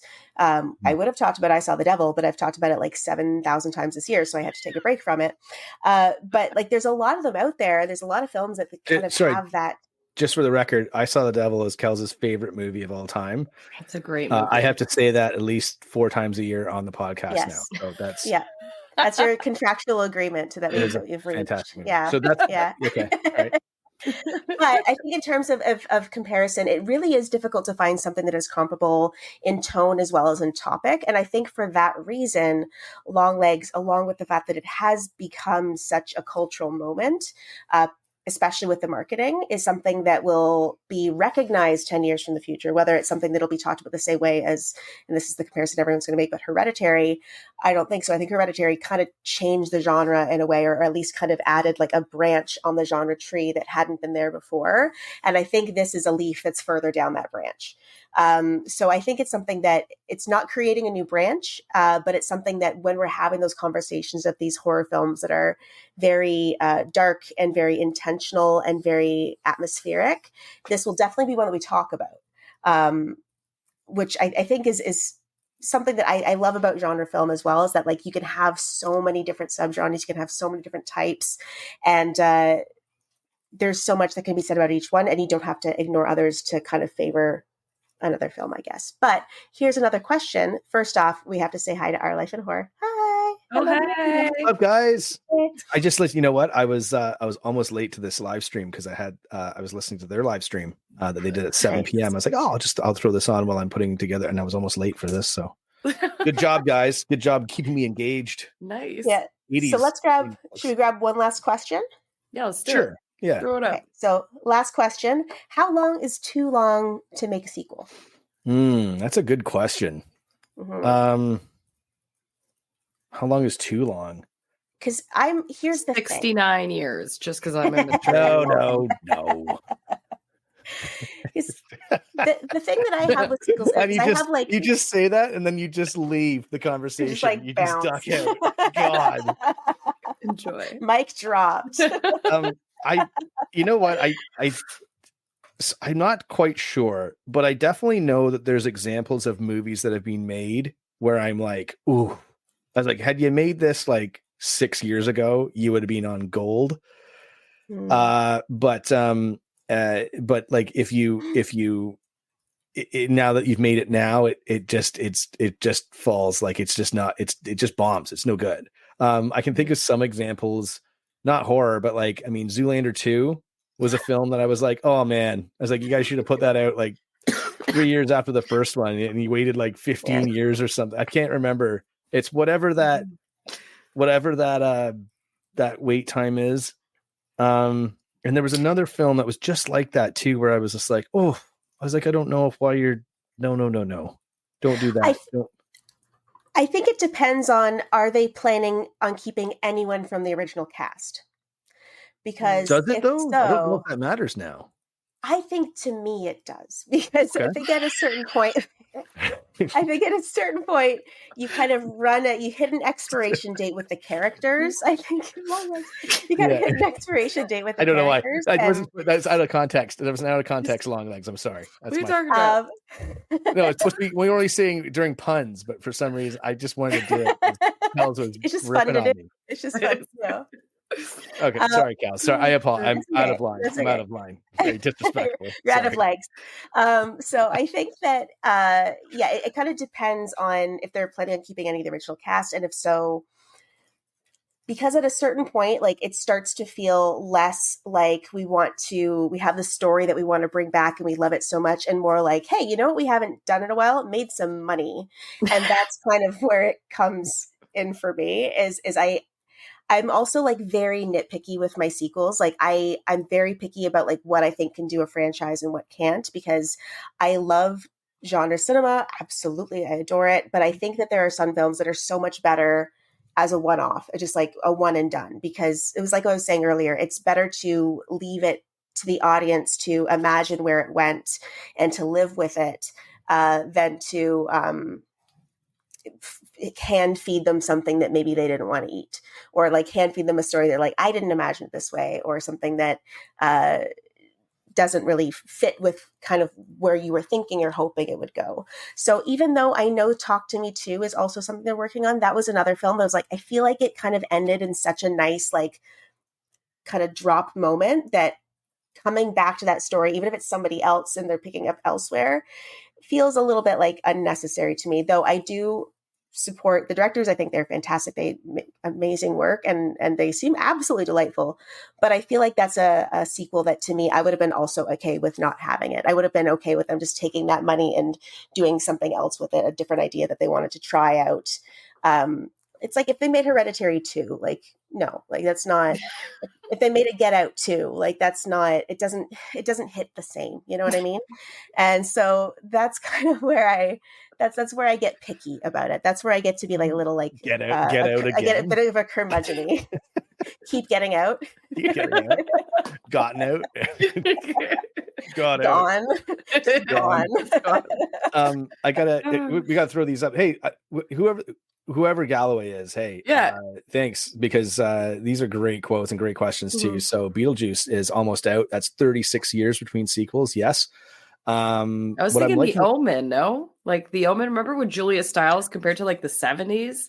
Yeah. Yeah, but that was a remake though, right? Oh, it doesn't count. Sure. Okay, Yeah, fine. remakes don't count. The first Omen's really good though. Just dropping that in there. So good. Like not the first movie, not the first, it. the movie, the first Omen. The first Omen. Movie. I mean, the first Omen movie is also a really good movie, but the movie, the first Omen, is also a very good movie. And I was going to say this too, Galloway again. Blade Runner almost as long. Blade Runner was a movie I didn't think I wanted. The Blade Runner sequel. And it's too bad it bombed at the box office because it did. But I really did like Blade Runner the sequel, and I love Denis Villeneuve. Yes, he's so good. I think he's fantastic, and I think that movie was. I thought it was really impressive what he did with that film, and I loved every second of it. Now, having said that, there are sequels that I believe shouldn't have been made, and like I don't know, like there's some classic examples of when they've gone back to the well, they've gone too far, and they've said, "Oh, they're like this did okay. You know what we should do? You know what we should do, Bob? What's that, Jim? We should make a sequel to this." American Psycho 2, that's a great straight to video sequel that never needed to be made. An awful film. I experienced it once and I was like, nah, awful. I get it. Yeah, it's super bad. William Shatner's in it, isn't he? Isn't William Shatner in it? I think he is, yeah. I feel like anytime you're making a movie sequel to a film that was an adaptation of a book, but there's no book sequel to the film, if that makes it, like there's no sequel to the book, but they're like, hey, let's take it and let's make another sequel without any of that. Then you're playing with fire there, friend. Like you're dancing on some headstones. Here's a comment from John. Disney with Star Wars. John, we don't talk about Disney and Star Wars anymore. We're gonna get taken down. Yeah, exactly. Yeah. Can't even say Star Wars. I'm kidding. You want to do a hot stove on like 10-hour hot stove on Star Wars? I'll tell you everything that's wrong with it. But like a marathon. Like, no, I don't know. I don't know. I mean. The other thing too, I will say, in conjunction with how long is too long, I would say there is a rushing sequel thing in this film market, especially driven by superhero movies. I'm not a big fan of that. I like having 2 or 3 years between films, and it's like one of those things they started doing with. I want to say it was Back to the Future. They kind of shot Back to the Future 2 and 3 sort of at the same time to save on budgetary, and which is smart, right? If you're going to make 2 sequels. Unfortunately, that trilogy turned out great. And then they kind of did it with Lord of the Rings, and it worked out well with that too. And then ever since then, every time they've tried to do, we're going to shoot part 2 and 3 together. It always now, at least, it feels like it's one big movie that's just being cut into 2. I hate the cliffhanger in movies. I feel like you should wrap up your second part, a la, speaking of Star Wars, Empire Strikes Back. You've got a very clear first episode, second middle part, ending. Dark Knight trilogy did it brilliantly. Even Lord of the Rings was really great at doing that, where it's like, yeah, okay, you've got these parts to this story that you're telling. But I hate the cliffhanger where it's like, to be continued. Like this isn't TV from the 90s, it's a feature film, treat it that way. So I do feel like films I think creative people as well need to get out of that pocket, out of that world that they've kind of created. And then they need to go back to it to get inspired again to make a good sequel or a good third part. Unless you're on to part 4, which we all know goes to space. Yeah, absolutely. I'd love when it goes to space. No, I think that one thing that also worked really surprisingly well was the filming part 1 and part 2 at the same time as it did with Pearl and X, but that's unrelated. Vicky, question for you. In terms of like sequels and just continuing on this conversation, what do you think is like the greatest, or at least your favorite sequel of a film that you maybe enjoyed, or I'm not saying which like the sequel is better than the original. I'm just saying if there's a sequel that is like near and dear to your heart. Ooh, I mean, Halloween 2. It's great to watch it right after one another. Scream 2, fantastic. I think that was a really great one. 2's Weekend at Bernie's 2, one of my top faves. Yeah. Same with Mannequin 2. Oh yeah. Yeah, those are 2 great films. Yeah. Dude, that's why we have you on the podcast. You're like, I'm missing one. I'm missing one. Oh, right. Weekend at Bernie's too. Do we have anything else that we want to touch on before? Because I imagine we should start wrapping up at some point, or we're going to keep talking for like 7 hours. We said we were going to try and keep this at an hour. Remember that time? Remember those are the days. Remember 50 minutes ago when we said okay, and for people who have stuck around long enough, for our regular show, for our Takeover Tuesday interview show, it's going to be an hour. These ones are probably going to be a bit more free spirited, very much. Yes, we take the railings off the bowling lanes. Anything can happen. It can go straight into the gutter, strikes, whatever you want. Yeah. I don't know why I'm using a bowling analogy right now. Let those long legs run. Just let them go. Just like, why is this? Is it because did it come from this thing? And then these are long legs, right? Legs? So, yeah, they're long legs. Dude, this is going to be the thumbnail. This is going to be this will also be like the hand signal to haunt Frightmare in the Falls this year, basically. Yes, thank you, John. Terminator 2 is the one that is maybe the greatest sequel ever made. Yeah. One could say Godfather 2 as well. Aliens.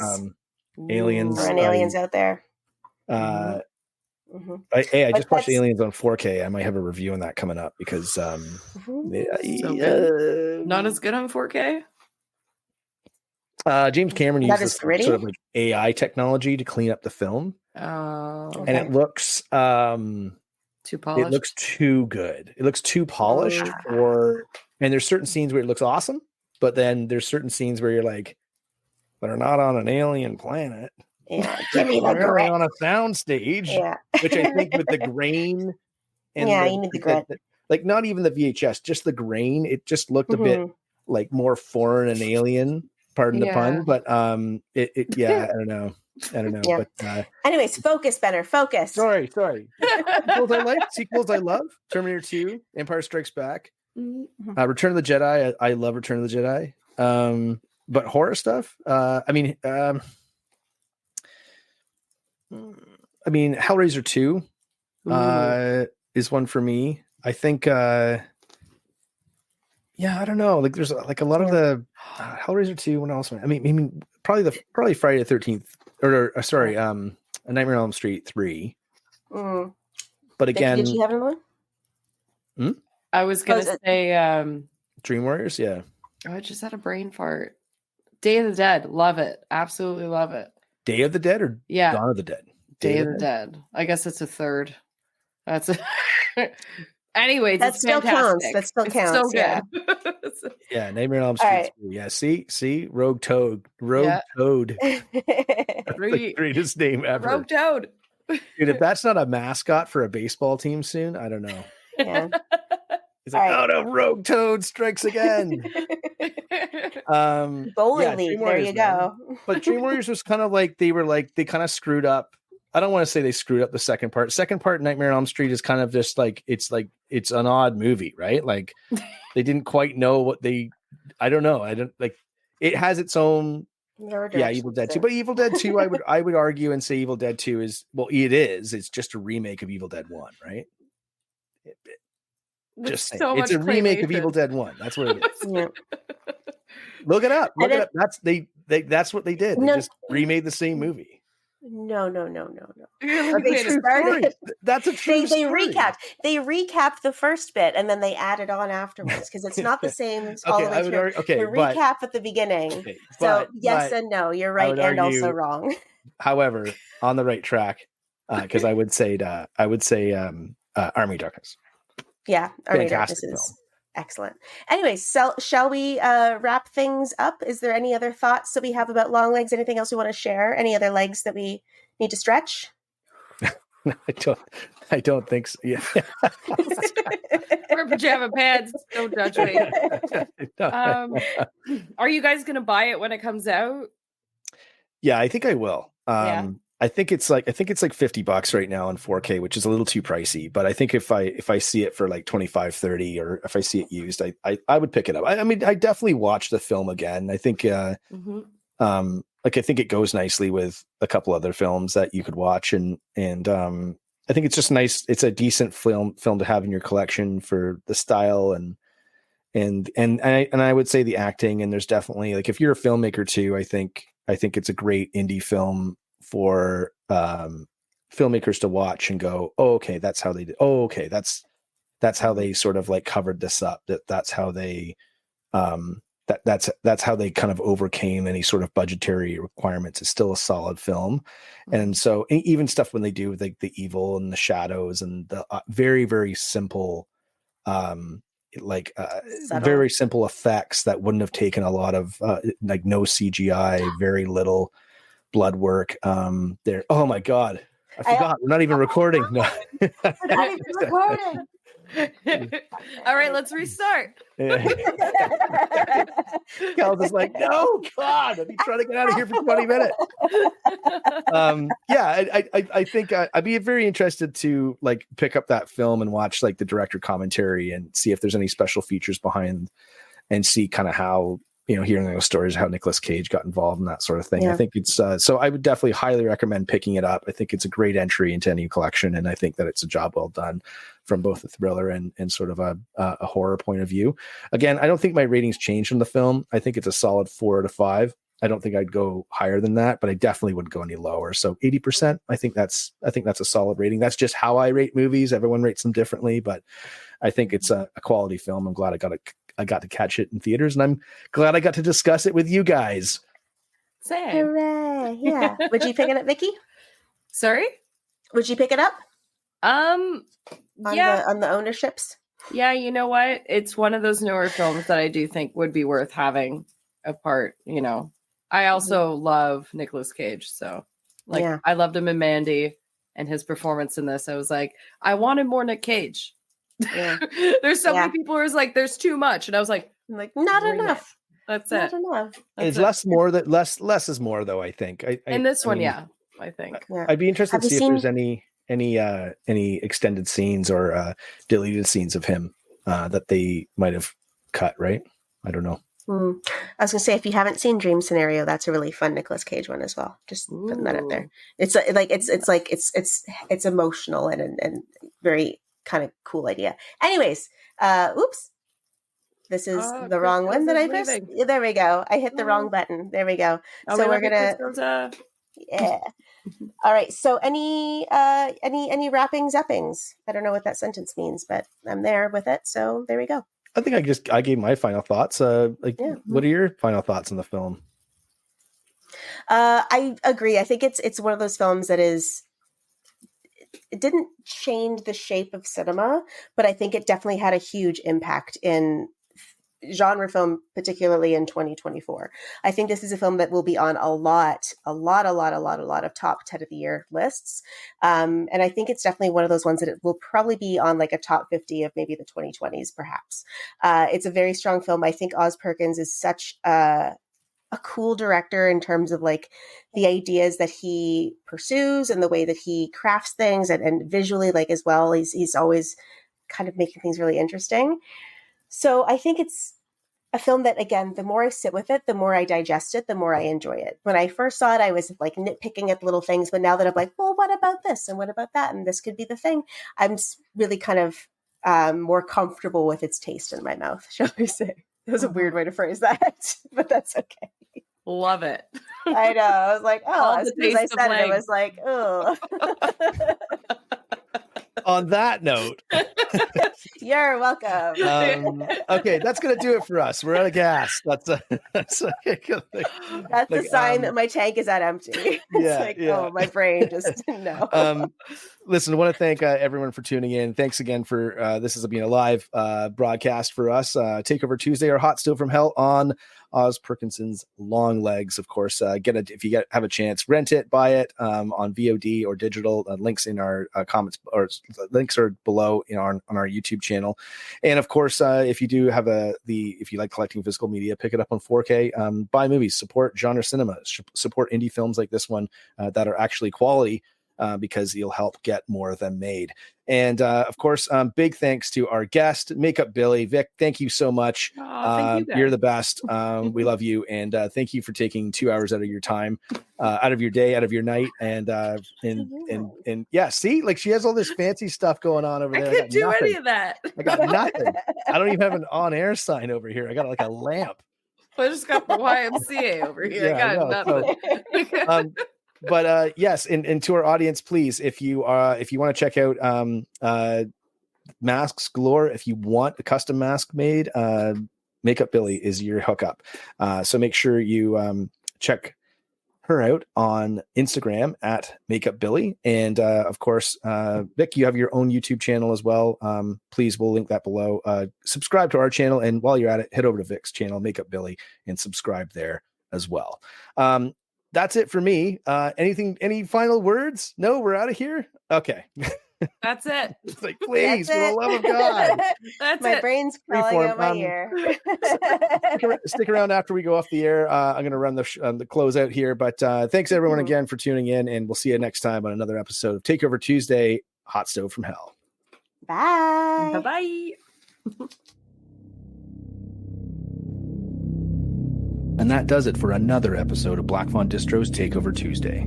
Thanks for tuning in. If you enjoyed tonight's episode, please remember to like, follow, share, and subscribe, and help us spread the word about the program and our incredible guests. If you're interested in grabbing some more information about Black Fawn distribution or want to check out our film titles and merchandise, you can find us online at blackfawndistribution.com. We'd also like to thank our sponsors, Wellington Brewery's Hellas Lager, Deadly Grounds Coffee, Twisted Teas, and of course, Black Fawn Distribution.